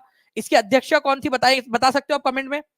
इस सेशन में अध्यक्षा कौन थी? वो थी आप लोगों की एनी बेजेंट। ठीक है, एनी बेजेंट थी, और ये पहली बार कोई ऐसा था कि कोई महिला इसमें अध्यक्ष बनी थी। ओके, तो Annie Besant first women president of Indian National Congress 1917 के कलकत्ता अधिवेशन के अंदर में। इल्तुतमिश की मृत्यु के बाद दिल्ली का सुल्तान कौन बना? ये बीपीएससी टीआरई में पूछा गया प्रश्न है। ठीक है, तो इल्तुतमिश जो कि कुतुबुद्दीन ऐबक का दामाद और गुलाम था। ठीक है, तो गुलाम वंश से बिलोंग करते थे ये लोग, कुतुबुद्दीन ऐबक, इल्तुतमिश। इल्तुतमिश के बाद में थोड़े समय के लिए उसका बेटा रुकनुद्दीन फिरोज शासक बनता है। बट ये जो है तुम्हारा जो भाई था ये रंगीन मिजाज था, इसको जो है ना शराब, ठीक है, लड़कियां, इन सारी चीजों का उसी में वो रहता था, डूबा हुआ रहता था। तो क्या किया, उसके जो दरबारी लोग थे उन्होंने उसको गद्दी से हटा दिया। ठीक है, और उसकी जो बहन थी रजिया, वो बहुत काबिल थी, पढ़ी लिखी, काबिल और बहादुर महिला थी, इसको शासक बना दिया। ठीक है, तो रजिया उसके बाद में बनी। तो इल्तुतमिश के बाद में रुकनुद्दीन फिरोज बना था पहले कुछ समय के लिए, उसके बाद में जब ये देखा गया कि ये तो भाई ओके डूबा रहता है नशे के अंदर में, तो इसको उसकी जगह पे रजिया को बना दिया था। नाउ फ्रेंड्स, नेक्स्ट क्वेश्चन जो है आप लोगों का, जैसे इसका आंसर बी हो जाएगा। ठीक है, एक आप लोगों को दिखा भी देता हूं मैं यहाँ पर, मैं रुकनुद्दीन फिरोज बना था इल्तुतमिश के बाद में, ये याद रखेंगे। नाउ नेक्स्ट क्वेश्चन, बिहार में साक्षरता दर, ठीक है, कितनी है? इसका क्वेश्चन का आंसर सभी लोग करेंगे जल्दी जल्दी से। साक्षरता दर कितनी है बिहार के अंदर में?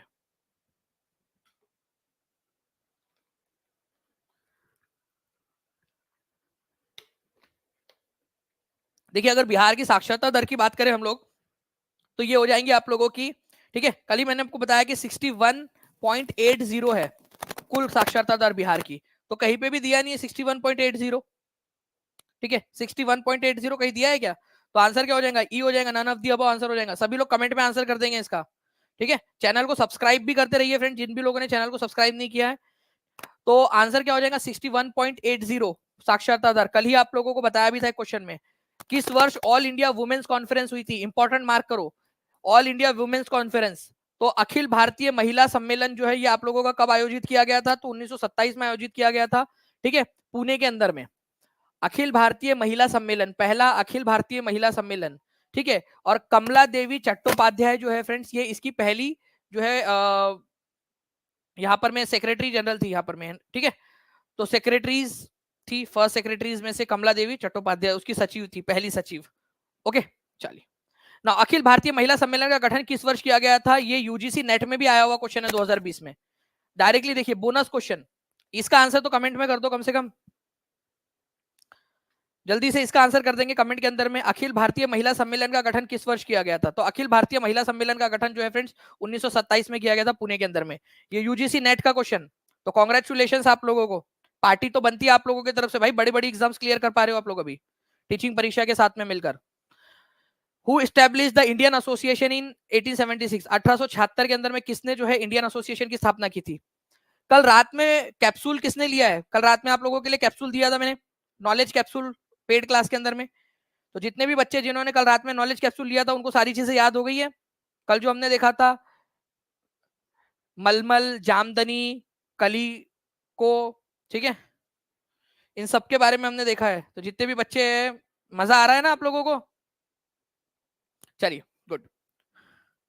नाउ फ्रेंड्स, इंडियन एसोसिएशन 1876 के अंदर में जो है सुरेंद्रनाथ बनर्जी और आनंद मोहन बोस इन्होंने स्टार्ट किया था। ठीक है, सुरेंद्रनाथ बनर्जी और आनंद मोहन बोस ने 1876 के अंदर में इंडियन एसोसिएशन की स्थापना। बाद में इसको कांग्रेस में मर्ज कर दिया गया था। सूर्य एक कैसा है तारा है? पीला तारा, लाल तारा, श्वेत तारा, उपयुक्त में से एक से अधिक, उपयुक्त में से एक भी नहीं।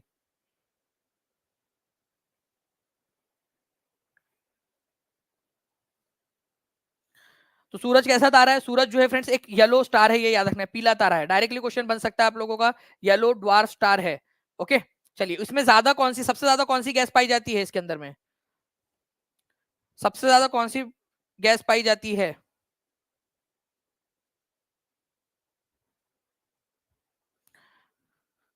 हाइड्रोजन, हीलियम, ऑक्सीजन, कार्बन, कौन सी गैस पाई जाती है? जल्दी जल्दी बताओ।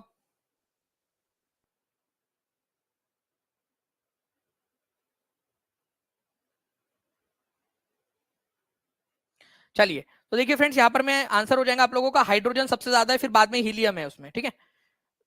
और सूरज की जो एज है वो 4.5 बिलियन ईयर्स ओल्ड है। हमारा सूरज कितना, 450 करोड़ साल बूढ़ा है, मतलब आधी उम्र तक पहुंचे अभी। कल रात में देखिए फ्रेंड्स, अंकिता यादव जी ने एक बहुत प्यारा सा कमेंट किया था कल रात में हमारी नॉलेज कैप्सूल वाली इसमें, ठीक है।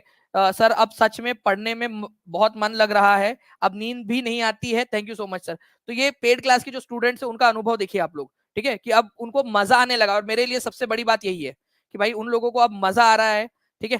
तो और इतने प्यारे प्यारे से कमेंट जो है बच्चे कर रहे हैं।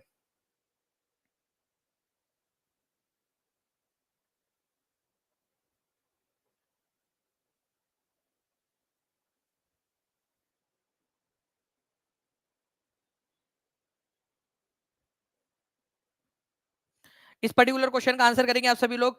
ग्लोब पर 1 डिग्री के अंतराल पर खींची अक्षांश रेखाएं कितनी है? तो देखिए 1 डिग्री अक्षांश पर रेखी गई, अगर ये ग्लोब है मान लीजिए, ठीक है, ये आप लोगों का हो गया 0 डिग्री, फिर 1 2 3 इस तरीके से आप जाएंगे, फिर नीचे में भी जाएंगे आप लोग। तो यहाँ पर में है 90 डिग्री, लेकिन ये 90 डिग्री वाला कोई रेखा नहीं है, ये एक डॉट है केवल। 90 डिग्री साउथ वाला भी जो है ना, 90 डिग्री साउथ वाला, ये भी केवल डॉट है। रेखाएं कितनी होती है बोला है, ग्लोब के ऊपर में कितनी जो है लाइंस ड्रॉ कर की जा सकती है, ठीक है, कितनी लैटिट्यूड ड्रॉ की जा सकती है। तो आंसर देखिए फ्रेंड्स, यहाँ पर मैं आप लोगों को पढ़ाया हुआ क्वेश्चन था, आपको क्लास में करवाया था, ठीक है, और उसी में से क्वेश्चन आया।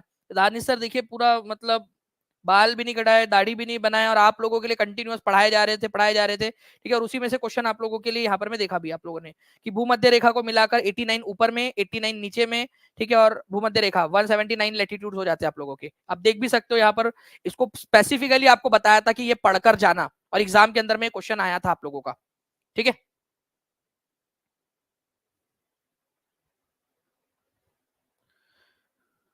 ओके चलिए, गुड।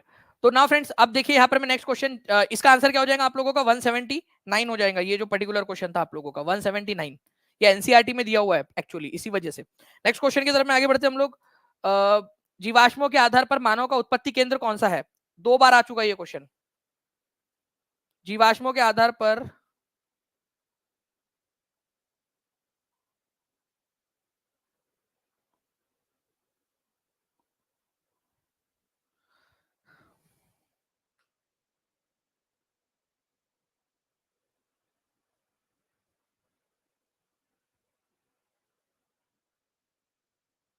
चलिए, तो आंसर क्या हो जाएगा फ्रेंड्स, यहाँ पर में जीवाश्मों के आधार पर मानव की उत्पत्ति का केंद्र जो है ये अफ्रीका में मिलता है आप लोगों को, ठीक है। अफ्रीका की जो रिफ्ट वैली है ये अफ्रीका है, यहाँ पर में जो रिफ्ट वैली है ना अफ्रीका की, यहाँ पर में हमारे पूर्वजों का उदय हुआ होगा, ऐसा माना जाता है। यहाँ पर में एप्स रहा करते थे, धीरे धीरे धीरे धीरे जो मानवों में कन्वर्ट हुए, ठीक है, मतलब उनके कुछ लोग जिन्होंने अपने आप में चेंजेस लाए, जिन्होंने संघर्ष किया, वो एप्स में कन्वर्ट होते गए। तो ये धीरे धीरे धीरे धीरे ये यहाँ से यहाँ पर में मानव की उत्पत्ति हुई है, अफ्रीका की रिफ्ट वैली के अंदर में, ठीक है। चलिए, तो आंसर जो है इसका क्या हो जाएगा आप लोगों का friends, rift valley of Africa, ठीक है, अफ्रीका की रिफ्ट घाटी। आ गया भाई क्वेश्चन, अफ्रीका की रिफ्ट घाटी या रिफ्ट वैली ऑफ अफ्रीका। ये 2 बार आ चुका है क्वेश्चन फ्रेंड्स एग्जाम के अंदर में, ठीक है। 30 क्वेश्चन हो चुके हैं, आधे तक हम लोग पहुंच चुके हैं, आधे तक जल्दी जल्दी से चलते हैं हम लोग, ठीक है। नेक्स्ट क्वेश्चन की तरफ में आगे बढ़ने से पहले देखिए यहाँ पर मैं एमडी इश्तियाक रजा, बहुत ही टैलेंटेड स्टूडेंट्स है, काफी एक्टिव रहते हैं क्लास के अंदर में। नॉलेज कैप्सूल जो हम लोग ले रहे हैं फ्रेंड्स, रात में लेते हैं, जो नींद खत्म करने वाला कैप्सूल साबित हो रहा है, ठीक है। सर पहले बहुत टेंशन होती थी, बट अब आपसे पढ़ने के बाद एनर्जी मिलती है, ठीक है। ये बच्चे हैं जिनका कमेंट है पेड क्लास में, वो इंजॉय कर रहे हैं, ठीक है, ये बहुत अच्छी बात है। तो आप सभी लोगों ने पढ़ना स्टार्ट कर देना है, रैंक की तैयारी, अब सिलेक्शन तो होगा ही होगा, रैंक की अब लड़ाई है पूरी की पूरी, ओके।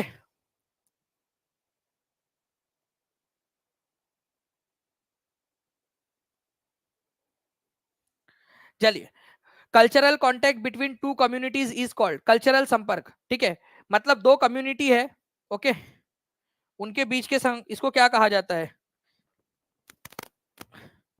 ये देखो मेरे पेन की निब टूट गई, इसको जो है शास्त्रों के अंदर में जो है वो उसको शहीद का दर्जा दिया जाएगा बेचारे पेन को मेरे, ठीक है, इतिहास के अंदर में कि पढ़ाते पढ़ाते इसकी जो है गर्दन कट गई। ठीक है, कोई नहीं, इसको इसमें यूज करते हैं जब तक, ठीक है, जब तक है जान उसमें। तो देखिए फ्रेंड्स, कल्चरल कॉन्टेक्ट, दो कल्चर है, ठीक है, ये एक कल्चर था, ये दूसरा कल्चर था, इनके बीच में जो कम्युनिटीज के बीच में जो कल्चरल कॉन्टेक्ट होता है उसको क्या कहा जाता है, ठीक है, उसको एक्यू कल्चर कहते हैं फ्रेंड्स, ठीक है, ओके, एक्यू कल्चरेशन। तो कल्चरल रेम, एक्यू कल्चरेशन, ठीक है, एनकल्चरेशन क्या कहा जाता है, तो एक्कल्चरेशन या एक्यूकल्चरेशन इसको बोलते हैं आप लोग, एक्यूकल्चरेशन इसका करेक्ट प्रोनाउंसिएशन है, ठीक है, पर संस्कृतिकरण इसको हिंदी में कहा जाता है, ठीक है, पर संस्कृतिकरण। तो process of cultural changes that occur when two culturals comes into contact, जब दो कल्चर एक साथ कांटेक्ट में आते हैं, ठीक है, और जो नया कल्चरल चेंज देखने के लिए मिलता है आप लोगों को, उसको कहा जाता है आप लोगों का एक्यूकल्चरेशन, ठीक है। तो एक्यूकल्चरेशन आप लोग देख सकते हो यहाँ पर में क्या होता है कि adapting and incorporating aspects of new culture, ठीक है, व्हेन इंडिविजुअल्स और communities are expose to it. मतलब मान लीजिए ये राजू है, ठीक है, ये राजू है, ये अलग कम्युनिटी से बिलोंग करता है, ये नॉर्थ इंडिया का है, नॉर्थ इंडिया का, और मान लीजिए ये नेहा है हमारी, ठीक है, नेहा मतलब हमारी मतलब राजू की नेहा, ठीक है, ये साउथ इंडिया से बिलोंग करती है। अब इन लोगों को प्यार हुआ, इकरार हुआ, फिर क्यों डरता है दिल, ठीक है, दोनों को प्यार हुआ, अब दोनों को प्यार हो गया, दोनों ने जो है शादी करने का फैसला लिया, इसके घर वाले का कल्चर अलग, इसका अलग, दोनों मिलेंगे तो इनके अंदर में कुछ ना कुछ चेंज मिलेगा ना, ठीक है, तो एक्यूकल्चरेशन इसको कहा जाता है, एक्यूकल्चरेशन। कितने लोग हैं जिन्होंने अपने घर में एक्यूकल्चरेशन किया है क्या कोई यहाँ पर में एक्यूकल्चरेशन वाला अलग कम्युनिटी के अंदर में, ठीक है, इंटरकास्ट, इंटर रिलीजन, ऐसा कुछ भी हो तो एक्यूकल्चरेशन की कैटेगरी के अंदर में आएगा वो, ओके। 2971 लाइक्स हो चुके हैं फ्रेंड्स, केवल 29 लाइक दूर है हम लोग यहाँ पर में हमारे 3000 लाइक से। बरौनी तेल संशोधन संयंत्र बिहार के किस जिले में स्थित है, बीपीएससी टीआरई का क्वेश्चन है, जल्दी बताएंगे इसका आंसर क्या होगा। तो देखिए अगर हम लोग बात करेंगे फ्रेंड्स बरौनी ऑयल रिफाइनरी, तो बरौनी ऑयल रिफाइनरी जो है ये आप लोगों को बेगूसराय के अंदर में मिलेंगी। इसके अलावा एक और चीज याद रखना है कि कौन सा देश था जिसकी मदद से, देश था जिसकी मदद से हम लोगों ने ये बनाया था, बता सकते हो क्या आप लोग कौन सा देश था जिसकी मदद से बनाया था हम लोगों ने, तो ये हम लोगों ने बनाया था फ्रेंड्स यूएसएसआर की मदद से, जिसको आज आप लोग रशिया के नाम से भी जानते हो। वैसे यूएसएसआर टूट गया था 15 देशों में, तो रशिया उसमें सबसे बड़ा देश था, तो यूएसएसआर। तो बेगूसराय जो है फ्रेंड्स ये याद रखना, यूएसएसआर की मदद से ये बरौनी ऑयल रिफाइनरी बनाई गई थी। महात्मा Gandhi and Bihar some reminiscences के लेखक कौन है, very very very important question, ठीक है, 3 बार एग्जाम में आ चुका है, 2 बार बीपीएससी टीआरई में, 1 बार बीपीएससी सिविल सर्विसेज के एग्जाम के अंदर में।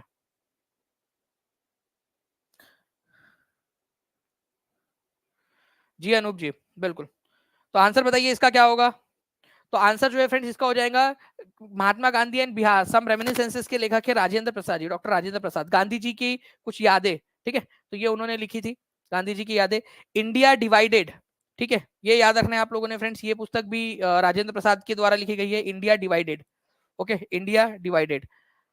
महात्मा गांधी एंड सम रेमिनिसेंसेस, ठीक है, बापू के कदमों में, ये इन्होंने लिखी है, और इनकी आत्मकथा का नाम ही था आत्मकथा।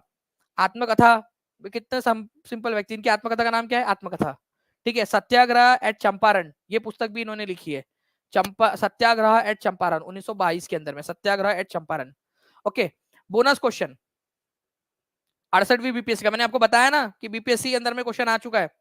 अगर मजा आ रहा है फ्रेंड तो सेशन को लाइक कर दो यार, जल्दी जल्दी से, जहां भी शेयर कर सकते शेयर कर देंगे, चैनल को सब्सक्राइब कर लीजिए। हाँ, माय एक्सपेरिमेंट्स विद ट्रूथ वो गांधी जी की पुस्तक है। हाँ कुलदीप सर आ गए, ठीक है, बिल्कुल उनकी क्लास होंगी, मेरी क्लास जैसे खत्म होगी उसके बाद में उनकी क्लास भी होंगी, ठीक है। तो आंसर देखिए, महात्मा Gandhi and Bihar some reminiscences के लेखक कौन है, आप पार्टी ले लेना उनसे, राजेंद्र प्रसाद जो है इन्होंने लिखी है पुस्तक। लार्जेस्ट बॉक्साइट प्रोड्यूसर इज, सबसे बड़ा जो है बॉक्साइट प्रोड्यूसर देश कौन सा है, और ये क्वेश्चन बहुत इंपॉर्टेंट है, क्योंकि मैंने देखा है कि डिफरेंट एग्जाम्स के अंदर में क्वेश्चन आया है कि बॉक्साइट का सबसे बड़ा उत्पादक कौन सा है, तो वो है आप लोगों का ऑस्ट्रेलिया, ठीक है। भारत के अंदर में सबसे बड़ा बॉक्साइट उत्पादक कौन है, तो वो है उड़ीसा, भारत के अंदर में, और पूरे दुनिया के अंदर में देखा जाए तो ऑस्ट्रेलिया। तो ऑस्ट्रेलिया जो है फ्रेंड देख सकते हो आप लोग, एनसीईआरटी में दिया है, ऑस्ट्रेलिया बॉक्साइट का सबसे बड़ा उत्पादक है, ओके। और भारत के अंदर में उड़ीसा, लिख देंगे सभी लोग। जनसंख्या परिवर्तन के 3 मुख्य कारक कौन से हैं, मतलब जनसंख्या में परिवर्तन आता है उसके 3 मुख्य कारक कौन कौन से हैं। 3083 लाइक्स आप लोगों ने कर दिए है। जो भी बच्चे बीपीएससी टीआरई 4.0 की पेड बैचेस के साथ में जुड़ना चाहते हैं, UP TET, super TET, D triple S B, KVS, J TET, C TET, जिस भी इसमें जुड़ना चाहते हैं, नीचे में नंबर चल रहा है फ्रेंड्स, उसके ऊपर में कॉल या व्हाट्सएप कर दीजिएगा, आप लोग टीम मदद कर देंगे, या टीचिंग परीक्षा ऐप डाउनलोड कर लीजिए। प्रीमियम कंटेंट, प्रीमियम लेवल की सर्विस, आप लोगों के सिलेक्शन की गारंटी है। ठीक है, तो ये एक चीज आप ध्यान रखिए। ओके, तो आंसर जो है फ्रेंड्स क्या हो जाएगा यहाँ पर मैं आप लोगों का, कि भाई बहुत सारे बच्चे पैदा कर रहे हो आप लोग, ठीक है, बहुत सारे लोग मर जा रहे हैं, ठीक है, तो ये जनसंख्या कम ज्यादा हो जाएंगी। या आप प्रवास कर रहे हो, गांव में रहते थे पहले, ठीक है, आप सब लोगों की जॉब लग गई, ठीक है, आप सब गांव छोड़कर जो है शहरों में जाकर बस गए। ओके, या फिर आप लोग जो है वो शहरों में कोरोना आ गया, तो आप लोग शहर छोड़कर जो है गांव चले गए। तो ये प्रवास जो होता है ना आप लोगों का, माइग्रेशन, ये भी जनसंख्या परिवर्तन का कारण बनता है। जब आप गांव छोड़ के शहर चले गए तो गांव की जनसंख्या बदल गई, जब आप शहर छोड़ के गांव आ गए वापस तो गांव की शहर की जनसंख्या बदल गई। ठीक है, तो आंसर यहाँ पर मैं होगा ऑप्शन नंबर बी आपका, ये एनसीईआरटी में दिया हुआ है, ये देख सकते हो आप लोग कि major birth rate, death rate और इमिग्रेशन, एमिग्रेशन, इनको मिलाकर माइग्रेशन कहा जाता है। ठीक है, ना निम्नलिखित में से कौन सी नदी फतुहा के पास गंगा में मिलती है? ये आपका बिहार हेड टीचर का क्वेश्चन, हर एक बच्चा जल्दी जल्दी से आंसर करेगा। नहीं नहीं, फिर से नहीं आ रहा प्रीतम सिंह जी, मैं एग्जांपल दे रहा हूं आपको, कोरोना फिर से नहीं आ रहा, डोंट वरी।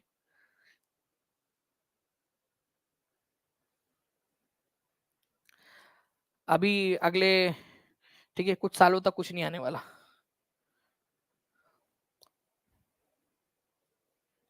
सुनील कुमार पासवान जी पिछली वाली रखे थे, बट उसके अंदर में जो बच्चे थे ना वो सीरियस नहीं थे, इसी वजह से जो है उसको रखा है टॉप। जो पहले 1000 बच्चे रहेंगे जो 49 रुपीज में लेंगे उनको मिलेगा। बाकी जो है जो पेड वाले बच्चे उन लोगों का तो, जितने हजारों बच्चे उन लोगों को तो सबको फ्री में ही रहेगा, पेड वाले स्टूडेंट को वो टेस्ट। ओके, तो निम्नलिखित में से कौन सी नदी फतुहा के पास गंगा में मिलती है? तो पुनपुन नदी मिलती है। ठीक है, पुनपुन नदी होना चाहिए उसका। ये पूरी की पूरी लिस्ट आप लोगों को ऑलरेडी फ्रेंड्स टीआरई 4.0 के पेड क्लास के अंदर में आप लोगों को ये इमेज फॉर्मेट में प्रोवाइड की गई है। ठीक है, देख सकते हो 63वीं बीपीएससी के अंदर में आया हुआ क्वेश्चन, इसका आंसर आप लोग करोगे। ये देखिए, ये क्वेश्चन आया आप लोगों का 2000 कितने में आया, 24 में। ठीक है, 6 साल पहले 2018 के अंदर में फतुहा के पास में कौन सी नदी मिलती है? तो पुनपुन नदी मिलती है। वही क्वेश्चन सेम वही से उठाया के डाल दिया उन्होंने। तो टीचिंग परीक्षा इस तरह के सारे क्वेश्चन आपको करवाता है। बिहार के किस जिले में रेशमी वस्त्र का उत्पादन सर्वाधिक होता है? कौन सा जिला है? बिहार के किस जिले में रेशमी वस्त्र का, रेशमी वस्त्र, ठीक है, रेशमी सलवार कुर्ता जाली का, रूप सहा नहीं जाए नखरे वाली का, ठीक है, वो गाना था एक बहुत पुराना। तो बिहार के किस जिले में रेशमी वस्त्र का उत्पादन सर्वाधिक होता है? ओके, तो मधुबनी, भागलपुर, औरंगाबाद। तो आंसर आप लोगों का क्या हो जाएगा फ्रेंड, जल्दी से बता दीजिए। भागलपुर। ठीक है, ये याद रखना है आप लोगों ने, भागलपुर के अंदर में। अब देखिए बोनस क्वेश्चन आपका 67वीं बीपीएससी का, ये क्वेश्चन टीआरई के अंदर में आया। ये देखिए आप लोगों का बोनस क्वेश्चन, ठीक है, आपको अभी के अभी याद हो जाएगा, 67वीं बीपीएससी का क्वेश्चन। सिल्क सिटी कहा जाता है बिहार को, बिहार की भागलपुर को। ठीक है, ये याद रखेंगे आप लोग। नेक्स्ट क्वेश्चन, नेक्स्ट जो है फ्रेंड्स, अच्छा सबसे छोटा जो प्रखंड है ना वो भी भागलपुर प्रखंड ही है आप लोगों का। ठीक है, केवल भागलपुर और बांका आते हैं उसके अंदर में, भागलपुर उसका जो है वो हेडक्वार्टर है इस प्रखंड का। 1857 के विद्रोह के नेता कुंवर सिंह किस स्थान से संबंधित थे? ग्वालियर, मेरठ, जगदीशपुर। पहली बात तो कुंवर सिंह बिहार से थे, बिहार से लड़ रहे थे वो, बिहार से। ठीक है, तो ग्वालियर बिहार में नहीं है, मेरठ बिहार में नहीं है, जगदीशपुर आरा बिहार के अंदर में, आंसर हो जाएगा ऑप्शन नंबर सी। ठीक है, तो देख सकते हो आप जगदीशपुर से लड़ रहे थे कुंवर सिंह, उनके भाई अमर सिंह। ठीक है, और 1857 के अंदर में 12 जून 1857 को इन्होंने विद्रोह की घोषणा कर दी थी। विलियम टेलर और विंसेंट आयर इन्होंने इनका दमन किया था, इस विद्रोह का दमन किया था। ठीक है, तो जगदीशपुर कुंवर सिंह और अमर सिंह। ठीक है, बाकी कानपुर से नाना साहेब लड़ रहे थे, लखनऊ से बेगम हजरत महल लड़ रही थी और ब्रिजेश कादर लड़ रहे थे, इलाहाबाद से लियाकत अली। ठीक है, ये भी एक इंपॉर्टेंट है, बरेली से खान बहादुर खान, फतेहपुर से अजीमुल्ला। ना विदेश में भारतीय राष्ट्रीय ध्वज प्रथम बार किसने फहराया? अब आप लोग बताइए, ये टीआरई का क्वेश्चन एक्चुअल स्क्रीनशॉट लगाया है आप लोगों के लिए, जो बीपीएससी की वेबसाइट पर अवेलेबल है उससे लेकर। ठीक है, तो यहां पर में जो है फ्रेंड्स आप लोगों का आंसर हो जाएगा madam Bhikaji Cama. Answer is option number B, madam Bhikaji Cama. Okay, Stuttgart Germany के अंदर में 22 अगस्त 1907 के अंदर में। देखिए जो आपकी जो वन लाइनर है वो मिलना स्टार्ट हो गया है, धीरे धीरे धीरे धीरे जितने भी बच्चे उनको वो किया जा रहा है, एनरोल किया जा रहा है बैकएंड से। ठीक है, तो वो रोल आउट हो रहा है, तो आपको मिलने लग जाएगा वो। अंकित कुमार जी, ठीक है, आपका नंबर आने का होगा मोस्ट प्रोबेबली, उसमें मिल जाएगा आपको। देखिए बोनस क्वेश्चन बीपीएससी 2015 का, मैडम कामा ने 1907 में प्रथम तिरंगा ध्वज कहाँ फहराया था? और ये क्वेश्चन मैंने पढ़ाया था आप लोगों को, आपके एग्जाम से भी पहले पढ़ा दिया था मैंने आप लोगों को, जब याद हो अगर किसी को, जिन्हें भी नेशनल मूवमेंट की क्लास की है पेड क्लास में, उनको पता होगा, टीआरई 1 से भी पहले पढ़ा दिया था मैंने, टीआरई 1 के अंदर में भी आपको, उसके बाद में फिर बार बार पूछा गया। तो मैडम भिगाजी कामा ने कहां पर में फहराया था? ठीक है, स्टूटगार्ट के अंदर में। ठीक है, मैडम कामा ने भारत की तिरंगी ध्वज को कहा फहराया था? 67 विदे को 2015 के अंदर में, 2020 के अंदर में भी आया था, तो कहा फहराया था? स्टूटगार्ट के अंदर में। ओके, कब फहराया था? 1907 के अंदर में। ठीक है, 1907 में, 1907 के अंदर में। ठीक है, 1907 में स्टूटगार्ट जर्मनी के अंदर में, मैडम भिकाजी कामा। नाउ अबुल कलाम आजाद के द्वारा पत्रिका कौन सी है? अबुल कलाम आजाद की पत्रिका का नाम बताइए। तो अबुल कलाम आजाद की दो पत्रिकाओं के नाम याद रखने के लिए बोला था मैंने आप लोगों को, अल हिलाल और अल बलग। अल हिलाल और अल बलग, ये याद रखना आप लोगों ने, सी इज द करेक्ट आंसर, अल हिलाल और अल बलग। ओके, नेक्स्ट क्वेश्चन की तरफ में आगे बढ़ते हैं फ्रेंड्स। 41वें नंबर का क्वेश्चन आप लोगों का, ठीक है, केवल 20 क्वेश्चन बचे, सभी लोगों ने एकदम एनर्जेटिक तरीके से यहाँ पर में करना है, और जिन्होंने सेशन को लाइक नहीं किया लाइक कर देंगे, चैनल को सब्सक्राइब जरूर कर लेना है आप सभी लोगों ने। ठीक है, ऑल इंडिया किसान सभा के पहले अधिवेशन के अध्यक्ष कौन थे? ऑल इंडिया किसान सभा के, ऑल इंडिया किसान सभा के पहले अधिवेशन के अध्यक्ष कौन थे? ठीक है, तो Swami Sahajanand Saraswati. Okay, all India Kisan Sabha का सेशन कब हुआ था? 1936 में हुआ था, वेरी इंपॉर्टेंट पॉइंट। ठीक है, 1936 में हुआ था लखनऊ के अंदर में। ठीक है, इसके अंदर में जो है फ्रेंड्स जवाहरलाल नेहरू ने भी शिरकत की थी। इसके सेक्रेटरी कौन थे? एनजी रंगा। ये क्वेश्चन आया था ना आप लोगों के पिछले वाले महा टेस्ट के अंदर में, एनजी रंगा थे। ठीक है, क्योंकि पेड क्लास में बार बार पढ़ा चुका हूं मैं इसको आप लोगों को। सेक्रेटरी कौन थे ऑल इंडिया किसान सभा के? एनजी रंगा। देखिए बोनस क्वेश्चन एमपीएससी के अंदर में आया हुआ क्वेश्चन, अखिल भारतीय किसान सभा का पहला सत्र स्वामी सहजानंद सरस्वती की अध्यक्षता में ब्लैंक में आयोजित किया गया था। तो सहजानंद सरस्वती जी के अध्यक्षता में कहां पर में आयोजित किया गया था? ये क्वेश्चन आप लोग बताएंगे। 3199 लाइक्स हो चुके, एक लाइक दूर है 3200 से हम लोग। तो देखिए अगर मैं बात करूं फ्रेंड्स, यहाँ पर मैं अखिल भारतीय किसान सभा का पहला सत्र सहजानंद सरस्वती जी की अध्यक्षता के अंदर में लखनऊ में आयोजित हुआ था 1936 के अंदर में। ठीक है, एनजी रंगा इसके सेक्रेटरी थे। नाउ फ्रेंड, पटना महिला विश्वविद्यालय की स्थापना कब हुई थी? इंपॉर्टेंट क्वेश्चन, मार्क करो इसको, क्योंकि ये क्वेश्चन रिपीट होने के चांसेस बहुत ज्यादा है।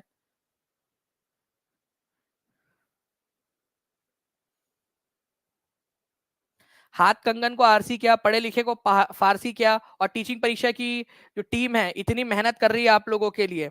ठीक है, आप देखिएगा अभी कि पटना जो है आप लोगों के, इसकी स्थापना कब हुई थी? ये क्वेश्चन आप लोगों से पूछा गया है। ओके, पटना वुमेन्स कॉलेज की स्थापना तो 1940 के अंदर में हुई थी, 1940 के अंदर में। ओके, जस्ट अ सेकेंड, आप देख सकते हो पटना वुमेन्स कॉलेज की स्थापना 1940 के अंदर में हुई थी। बिशप बीजे सुलिवन, ठीक है, S J bishop of Patna, mother M Josephine, A C superior, इन लोगों के द्वारा जो है इसकी स्थापना हुई थी। ओके, ये याद रखना है आप सभी लोगों ने, इंपॉर्टेंट पॉइंट है, एग्जाम के अंदर में आप लोगों से पूछा जा सकता है। अब देखिए फ्रेंड्स, अलग अलग तरीके से भी क्वेश्चंस पूछे जा सकते हैं कि ये सारे के सारे जो थे लोग, ये कौन से वाले कार्मेल से बिलोंग करते थे? ठीक है, तो एपोस्टोलिक कार्मेल से बिलोंग करते थे ये लोग। ठीक है, ये एक संस्था है एपोस्टोलिक कार्मेल, वहां की सिस्टर्स थी ये, वहां से बिलोंग करती थी ये बहनें। ठीक है, सिस्टर्स बोला जाता है ना फीमेल क्लर्जीज को क्रिश्चियनिटी के अंदर में। तो एपोस्टोलिक कार्मेल नाम की जो संस्था थी उससे बिलोंग करती थी ये बहनें।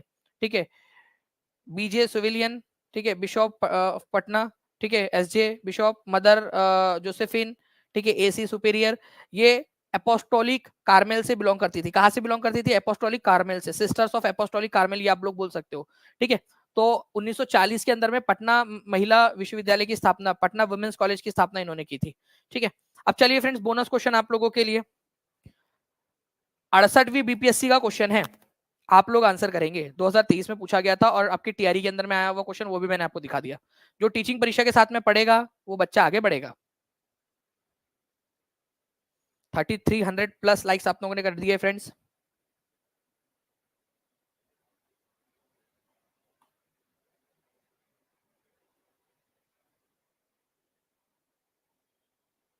प्रिया राजपूत, पूरा का पूरा होगा, आप टेंशन मत लिए, कुछ क्या पूरा होगा वो। ठीक है, सबर का फल बहुत ज्यादा मीठा होने वाला है, डोंट वरी।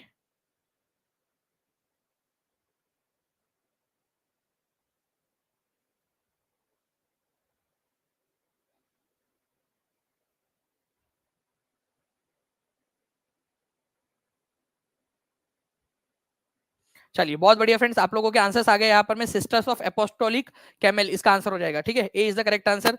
नेक्स्ट क्वेश्चन की तरफ में आगे बढ़ते हैं। 43rd नंबर का क्वेश्चन है, अब इसका आंसर करिए, ठीक है। 16 अक्टूबर 1905 को, ये रिपीट हो सकता है क्वेश्चन आप लोगों का, क्योंकि और आपको बता दूं फ्रेंड्स कि इसी तरीके का एक क्वेश्चन जो है आपका पूछा गया था आप लोगों के DSSB के एग्जाम के अंदर में भी।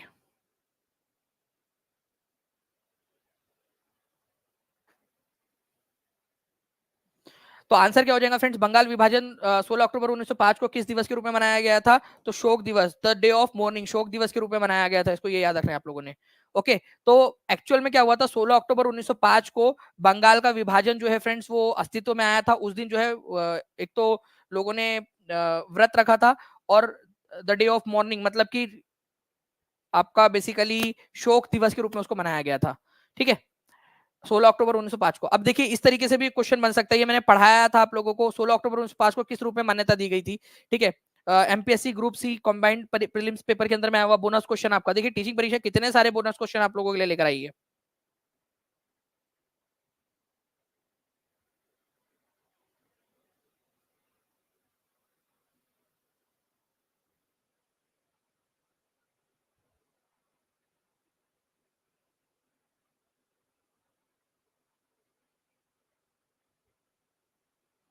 देखिए फ्रेंड्स, अगर हम लोग बात करेंगे 16 अक्टूबर 1905 को इस रूप में मनाया गया था, तो शोक का दिन, डे ऑफ मॉर्निंग के रूप में मनाया गया था।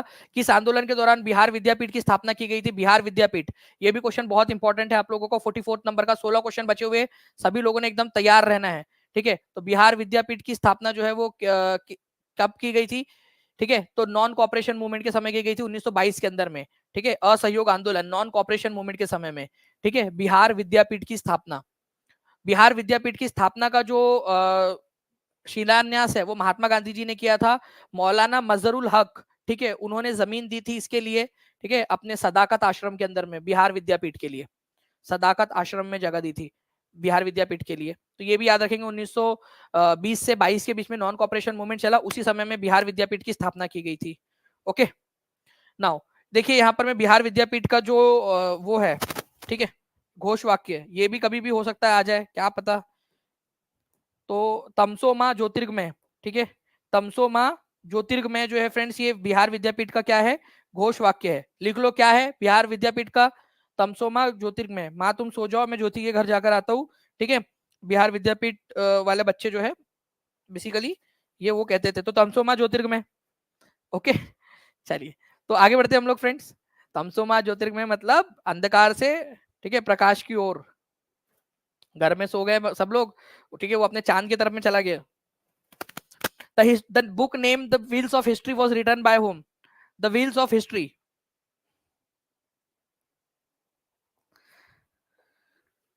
द व्हील्स ऑफ हिस्ट्री, इतिहास के पहिए, किसने लिखा है? लोकमान्य तिलक, राम मनोहर लोहिया, जयप्रकाश नारायण, किसने लिखा है द व्हील्स ऑफ हिस्ट्री नाम की पुस्तक?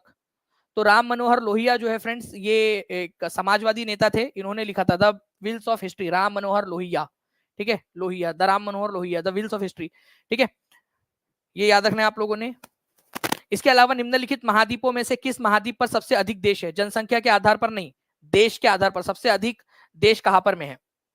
आप लोगों के लिए आज ना मैं एक वीडियो डालूंगा, कौन से महाद्वीप में कितने देश है। कितने लोग चाहते हैं वो वीडियो में डाल दूं? शॉर्ट में डालूंगा आप लोगों के लिए, शॉर्ट सेक्शन के अंदर में। टीचिंग परीक्षा का शॉर्ट सेक्शन चेक करते रहना आप लोग, आप लोगों के लिए डालूंगा मैं एनिमेटेड फॉर्म में। रेडी हो आप लोग? कौन से देश में, क्योंकि ये क्वेश्चन पूछ रहे हैं ना आप लोग, देखिए 66वीं बीपीएससी में पूछा गया था। तो सबसे ज्यादा देश जो है फ्रेंड्स ये आपको अफ्रीका के अंदर में मिलेंगे। आंसर हो जाएगा आप लोगों को ऑप्शन नंबर सी, ठीक है। अफ्रीका के अंदर में टोटल जो है फ्रेंड्स 54 रिकॉग्नाइज्ड कंट्रीज है, 54, ठीक है। नेक्स्ट क्वेश्चन, अफ्रीका में 54 पूर्ण जो है संप्रभु और रिकॉग्नाइज्ड कंट्रीज है, ये याद रखेंगे आप लोग। किस देश में सबसे अधिक देश है, कौन से महाद्वीप के अंदर में? ये bonus question Uttarakhand PS PCS RO RO का क्वेश्चन है, बोनस क्वेश्चन आप लोगों का।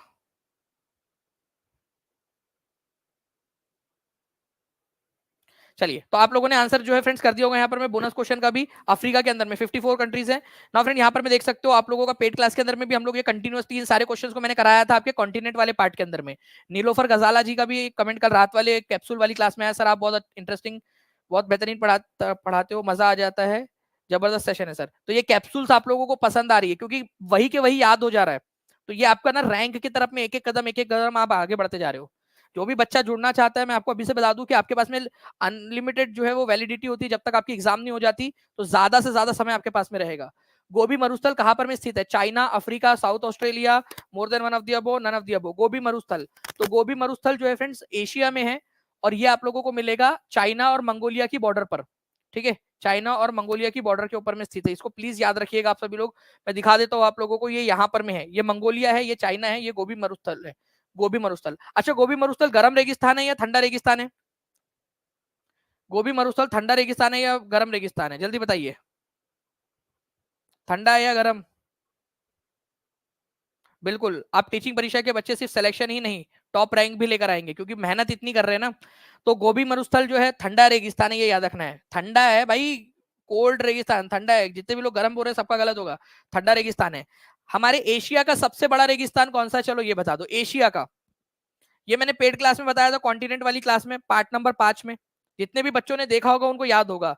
कॉन्टिनेंट पार्ट नंबर 5 में बताया है कि एशिया का सबसे बड़ा रेगिस्तान है अरेबियन रेगिस्तान। अरब रेगिस्तान जो है वो एशिया का सबसे बड़ा रेगिस्तान है, वो गर्म रेगिस्तान है। ठीक है, चलो।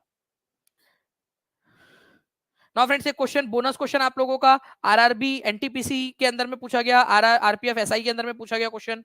गोबी मरुस्थल कौन से वाले महाद्वीप में स्थित है?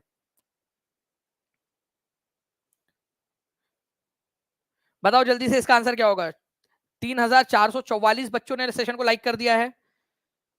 3,000 से ज्यादा बच्चे यहाँ पर में देख रहे हैं सेशन को। जो है फ्रेंड्स लाइक एंड शेयर करते रहेंगे। जिन्होंने चैनल को सब्सक्राइब नहीं किया, चैनल को सब्सक्राइब जरूर कर लेंगे। और साथ ही साथ मैं आपको बता दूं कि जहां भी आप टेलीग्राम, फेसबुक, व्हाट्सएप, इंस्टाग्राम जहां भी शेयर कर सकते हो, शेयर जरूर कर दीजिएगा। तो ये हो जाएगा आपका एशिया के अंदर में, चाइना और इसकी बॉर्डर पर। ठीक है, नाउ देखिए फ्रेंड्स, यहाँ पर मैं श्वेता झा जी का एक बहुत ही प्यारा सा कमेंट था, सर आपसे पढ़ने के बाद काफी अच्छी जानकारी मिली है। ठीक है, कल रात वाली क्लास का ही है, उसके अंदर में अजीता सिंह जी का भी एक कमेंट था। ठीक है, तो अजीता सिंह जी ने भी एक दिया हुआ है, पर्सनल क्वेश्चन था, शादी हुई है क्या नहीं हुई है मैडम? ठीक है, अब वो कितना लकी होगा वो तो बाद में पता चलेगा। चलिए नेक्स्ट क्वेश्चन की तरफ में आगे बढ़ते हैं हम लोग फ्रेंड्स। नेक्स्ट क्वेश्चन का आप लोग आंसर करिएगा जल्दी से इसका।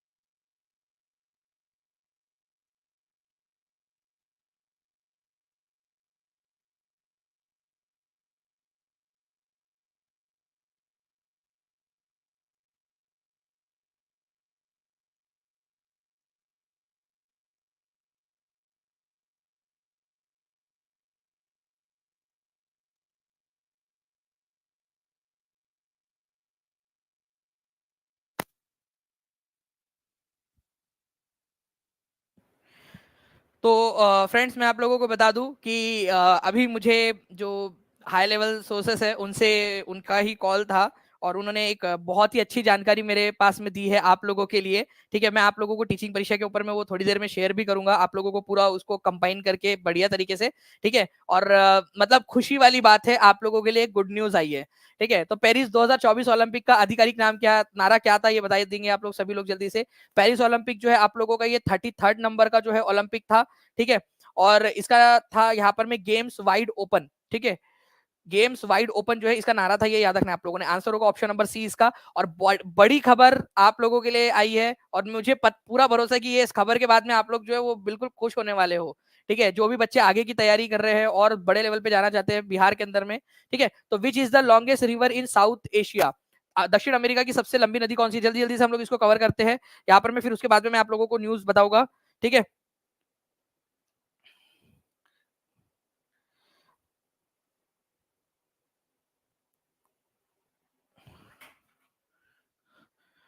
जी, तो देखिए फ्रेंड्स, यहाँ पर मैं दक्षिण अमेरिका की सबसे लंबी नदी कौन सी है, तो दक्षिण अमेरिका की सबसे लंबी नदी कौन सी है, तो ये अमेजोन नदी है, ये याद रखना। अच्छा, दक्षिण अमेरिका में कितने देश है बता सकते हैं क्या कोई? दक्षिण अमेरिका के अंदर में कितने देश है? तो दक्षिण अमेरिका के अंदर में देखिए, मैं अपनी टीम को यहाँ पर मैं ये दे रहा हूँ, वो बना देंगे आप लोगों के लिए बढ़िया से, और वो पूरी की पूरी न्यूज तैयार रहिएगा आप लोग वो न्यूज के लिए। तो अमेजोन नदी है, ये बीपीएससी प्रीलिम्स के अंदर में जो है फ्रेंड 2007-8 में आ चुका है क्वेश्चन आपका, तो बोनस क्वेश्चन भी आप लोग देख सकते हो। तो जो टीचिंग परीक्षा पढ़ा रहा है आप लोगों को फ्रेंड्स, वो पढ़ना जरूरी है, और इसीलिए आप लोगों को जो बिहार में एग्जाम्स में पूछे गए क्वेश्चंस आप लोगों को दे रहे हैं ना, वो कर लीजिएगा अच्छे से, आप लोगों को देना प्रोवाइड कर चुके हैं, मैक्सिमम बच्चों को मिल चुका है वो एक्सेस, जो बच्चों को मिलना बचा है वो लोगों को भी मिल जाएगा, ठीक है। अमेजोन नदी जो है सबसे बड़ी नदी है। नाउ नेक्स्ट क्वेश्चन जो है फ्रेंड्स आप लोगों का, देखिए यहाँ पर मैं 50वें नंबर का क्वेश्चन, स्वतंत्रता का अधिकार, शोषण के विरुद्ध अधिकार, धर्म की स्वतंत्रता का अधिकार, सांस्कृतिक और शैक्षणिक अधिकार, जल्दी से बता दीजिए आप लोग इसका आंसर क्या होगा। हम लोग 50 क्वेश्चन ही रखते हैं क्योंकि कुलदीप सर की भी क्लास है, आप लोग उसको भी अटेंड कीजिए। मैं थोड़ी देर के अंदर में, जैसे ही कुलदीप सर की क्लास खत्म होती है वैसे ही जो है फ्रेंड्स मैं आप लोगों को, क्योंकि आप लोगों को कुलदीप सर से मिलना है, ठीक है, 20 मिनट की एटलीस्ट क्लास कुलदीप सर की भी हो जाएगी, ओके। तो ये चीज लास्ट में लगा दिया गया है, चलिए बहुत बढ़िया। तो टीम जो है फ्रेंड्स आप लोगों के लिए हर संभव जो चीज है वो कर रही है यहाँ पर मैं आप लोगों को बता दूं फिर से एक बार, इस क्वेश्चन का आंसर आप लोग मेरे को कमेंट करके बताएंगे कि क्या इसका आंसर है, ठीक है। उसके बाद में जस्ट अ सेकेंड, तो आप लोगों को संकल्प टेस्ट जो है फ्रेंड्स आप लोगों की, उसके लिए आप लोगों ने तैयार रहना है हर किसी बच्चे ने, ठीक है, संकल्प टेस्ट के लिए। और मैंने इसके बारे में आप लोगों को पूरा बता दिया है, जो भी अर्ली बर्ड है, ठीक है, उन लोगों को जो है फ्रेंड्स, पहले 1000 जो स्टूडेंट्स है उन लोगों को यहाँ पर मैं आप लोगों को मिलेगा 49 रुपीज के अंदर में ये, ठीक है, 49 रुपीज के अंदर में, 99 रुपीज का है, 49 रुपीज के अंदर में मिलेगा। और जितने भी पेड स्टूडेंट्स है ये टेस्ट उनके लिए फ्री है, उनको ना तो 49 देना है ना तो उनको 99 देना है, ठीक है, जितने भी पेड स्टूडेंट है। तो जो बच्चा पेड में एनरोल करना चाहता है वो अपने 99-49 रुपीज बचा सकता है, ठीक है, ये है। और इसकी प्राइसिंग क्या रहेंगी आप लोग देख सकते हो, 11,000 रुपए, ठीक है, 5,000 रुपए, 3,000 रुपए, 1,000 रुपए, और 1 से 20 तक जो है 500 रुपए। और इसके अलावा आपके जो पहले 500 रैंक आएंगी, फर्स्ट 500, ठीक है, फर्स्ट 500 रैंक जितने भी लोग आएंगे उन सबको जो है फ्रेंड्स 699 रुपीज का जो हमारा महा टेस्ट पैक है, जिसमें 2.5 लाख से ज्यादा क्वेश्चन है, ठीक है, उसमें करंट अफेयर्स के क्वेश्चंस को भी इंक्लूड किया गया है, और वो कंटिन्यूस हम उसको अपडेट करते हैं। 699 का वो कोर्स है महा टेस्ट पैक, और डिफरेंट एग्जाम्स के क्वेश्चंस उसके अंदर में किए गए हैं, पीवाईक्यूज, हर चीज आपको उसके अंदर में मिल जाती है बाइलिंगुअल फॉर्मेट के अंदर में। वो पूरा का पूरा 699 का जो है वो पहले 500 जो स्टूडेंट्स रहेंगे उनको फ्री ऑफ कॉस्ट उसमें एनरोल करवा दिया जाएगा, ठीक है। तो अभी से तैयारी कर लीजिए, हम लोग कल से लेकर 5 तारीख तक आप लोगों को जो है डेली डोज भी प्रोवाइड करेंगे, हर रोज 7 बजे, हर रोज 7 बजे आपको कुछ ना कुछ मिलेगा उसके अंदर में, छोटी छोटी चीजें मिलेंगी, ठीक है, आपको कॉम्प्लीमेंट्री तौर पर। तो उसके लिए भी आप लोग तैयार रहिएगा, ओके। कैसे एनरोल करना है टेस्ट के अंदर में, जो पेड स्टूडेंट है उनको कुछ नहीं करना, वो ऑटोमेटिक एनरोल हो जाएंगे आज शाम तक, ठीक है। जो बच्चे एनरोल नहीं है, जो अलग से करना चाहते हैं, ठीक है, वो लोग जो है फ्रेंड टीचिंग परीक्षा के ऐप के ऊपर में जाकर कर सकते हैं, ओके। चलो, thank you very much, take care. अब 5 तारीख को होंगी टेस्ट, ये याद रखना है आप लोगों ने, 5 अक्टूबर को, ओके, 5 अक्टूबर को होंगी टेस्ट। बीपीएससी के जितने भी पेड स्टूडेंट्स हैं उन सभी के लिए फ्री है ये भी याद रखिएगा आप सभी लोग, ओके। 20 सितंबर से लेकर जो है आप लोगों का फ्रेंड्स अलग अलग चीजें आप लोगों को प्रोवाइड की जाने वाली है, जो जो चीजें प्रोवाइड होंगी वो भी मैं आपको बता देता हूँ, ठीक है। आपको देख सकते हो डेली डोज आपको प्रोवाइड होगा, पीडीएफ, वीडियो, इमेजेस, और ये इंपॉर्टेंट वाली रहेंगी डेली डोज जो है, ये केवल मोस्ट इंपॉर्टेंट वाला जो पार्ट रहेगा वही देंगे हम लोग आपको। इन डेली डेज में से 25% जो सिलेबस रहेगा इन डेली डोज में से रहेगा आपका, ठीक है, डेली डोज में से रहेगा आपका। इस टेस्ट का 200 क्वेश्चंस रहेंगे फ्रेंड्स, ये याद रखना है आप लोगों ने, 200 क्वेश्चंस की टेस्ट होंगी जीएस की, ठीक है। इसमें साइंस, रीजनिंग, मैथ्स, ठीक है, आप लोगों का जो भी होता है वो सारी चीजें रहने वाली है इसके अंदर में। बाकी मैं तो आप लोगों को सजेस्ट करूंगा कि जो बच्चे टीआरई 4 के लिए सीरियसली दे रहे हैं वो कोर्स के साथ में जा सकते हैं, कोर्स में आपको सारी चीजें भी मिल जाएंगी पेड कोर्स में, और आपको ये भी मिल जाएगा, और बाकी सारी जितनी भी चीजें हैं और वो भी चीजें आप लोगों को मिल जाएंगी, ठीक है। इसके अलावा महा टेस्ट पैक का भी है फ्रेंड्स, वो भी मैं आप लोगों को बता देता हूँ, ठीक है। तो देखिए इसके अंदर में जो भी टॉप 500 स्टूडेंट्स रहेंगे उनको क्या मिलने वाला है, तो जो टॉप 500 स्टूडेंट्स आएंगे, ठीक है, रैंकर्स, उनको जो है टेस्ट सीरीज मिलेंगी, महा टेस्ट पैक, ठीक है, जिसमें 2.5 लाख से ज्यादा क्वेश्चन है, ठीक है, और कंटिन्यूअसली हम अपडेट कर रहे हैं। शायद हो सकता है कि 5 तारीख तक उसमें 3 लाख से ज्यादा क्वेश्चन हो चुके होंगे। सारे टीचिंग एग्जाम्स, इवन एसएससी के, उसके अंदर में यूपीएससी के, बीपीएससी के सारे क्वेश्चन अवेलेबल है। बीपीएससी 70वीं बीपीएससी के लिए भी सारी टेस्ट सीरीज अवेलेबल है उसके अंदर में। ये फ्री आपको मिलेंगी। जो पहले 500 स्टूडेंट्स रहेंगे, 699 रुपए का कोर्स है, वो फ्री ऑफ कॉस्ट आपको मिलेगा जो बच्चे करेंगे। मेन चीज ये है, आपको पढ़ाना है, आप पढ़िए उसको, जितना ज्यादा पढ़ोगे उतना ज्यादा आपके लिए फायदा रहेगा। इसी वजह से आपके लिए कर रही है, ठीक है। मेन क्यों कर रहे हैं, आपको पढ़ने की आदत अभी से डाला जाए, क्योंकि टीचिंग परीक्षा के बच्चों को टॉप रैंकिंग के अंदर में लेकर आना है, ये हमने निश्चय किया है, ठीक है। आप लोगों के लिए ये संकल्प लिया है, इसी वजह से इस टेस्ट का नाम भी हमने क्या रखा है फ्रेंड, देखिए संकल्प, ठीक है। आप देखिए, ये हमारा संकल्प है आप लोगों को टीचिंग परीक्षा के स्टूडेंट्स को टॉप 100 के अंदर में लेकर आना। मेन एग्जाम्स के अंदर में आप लोगों की पीआरटी के टॉप 100 के अंदर में टीचिंग परीक्षा के स्टूडेंट्स होने चाहिए सभी, ठीक है। 6 to 8 के अंदर में टीचिंग परीक्षा के स्टूडेंट्स होने चाहिए, 9-10 के अंदर में टीचिंग परीक्षा के स्टूडेंट होने चाहिए, 11-12 में टीचिंग परीक्षा के स्टूडेंट्स होने चाहिए, ठीक है। ये हमारा संकल्प है, इसी वजह से ये संकल्प टेस्ट सीरीज हम लेकर आए आप लोगों के लिए, ठीक है। न्यूज के लिए एक वीडियो बन रहा है आप लोगों का, अभी जस्ट मैं थोड़ी देर के अंदर में आप लोगों के लिए न्यूज लेकर आ रहा हूँ। तब तक आप लोग कुलदीप सर की क्लास देखिए, मैं आप लोगों के लिए जो है वो वीडियो बना रहा हूँ, आपके लिए कंपाइल कर रहा हूँ, मेरे पास में न्यूज आई है, मैं आपको पूरा का पूरा लिखकर पूरा अच्छे से समझाता हूँ, वो पूरा आपका गुड न्यूज आप लोगों के लिए। ओके, चलो, thank you very much friends. Channel को सब्सक्राइब जरूर कर लीजिए और बेल आइकन दबा देना है आप लोगों ने। सेशन को लाइक कर दीजिए, जहां भी शेयर कर सकते हो शेयर कर दीजिएगा आप सभी लोग। 3600 से ज्यादा बच्चों ने सेशन को लाइक कर दिया था, बहुत बहुत शुक्रिया आप सभी लोगों का। कल भी हमारी एग्जाम वो होगी क्लास, तो उसके अंदर में भी हम लोग आगे करेंगे हम लोग, ठीक है। चलो, thank you very much friends. कल शायद से नहीं होगी, परसों के दिन होंगी हमारी क्लास। ओके, चलो, thank you very much, take care and bye, God bless you, thank you.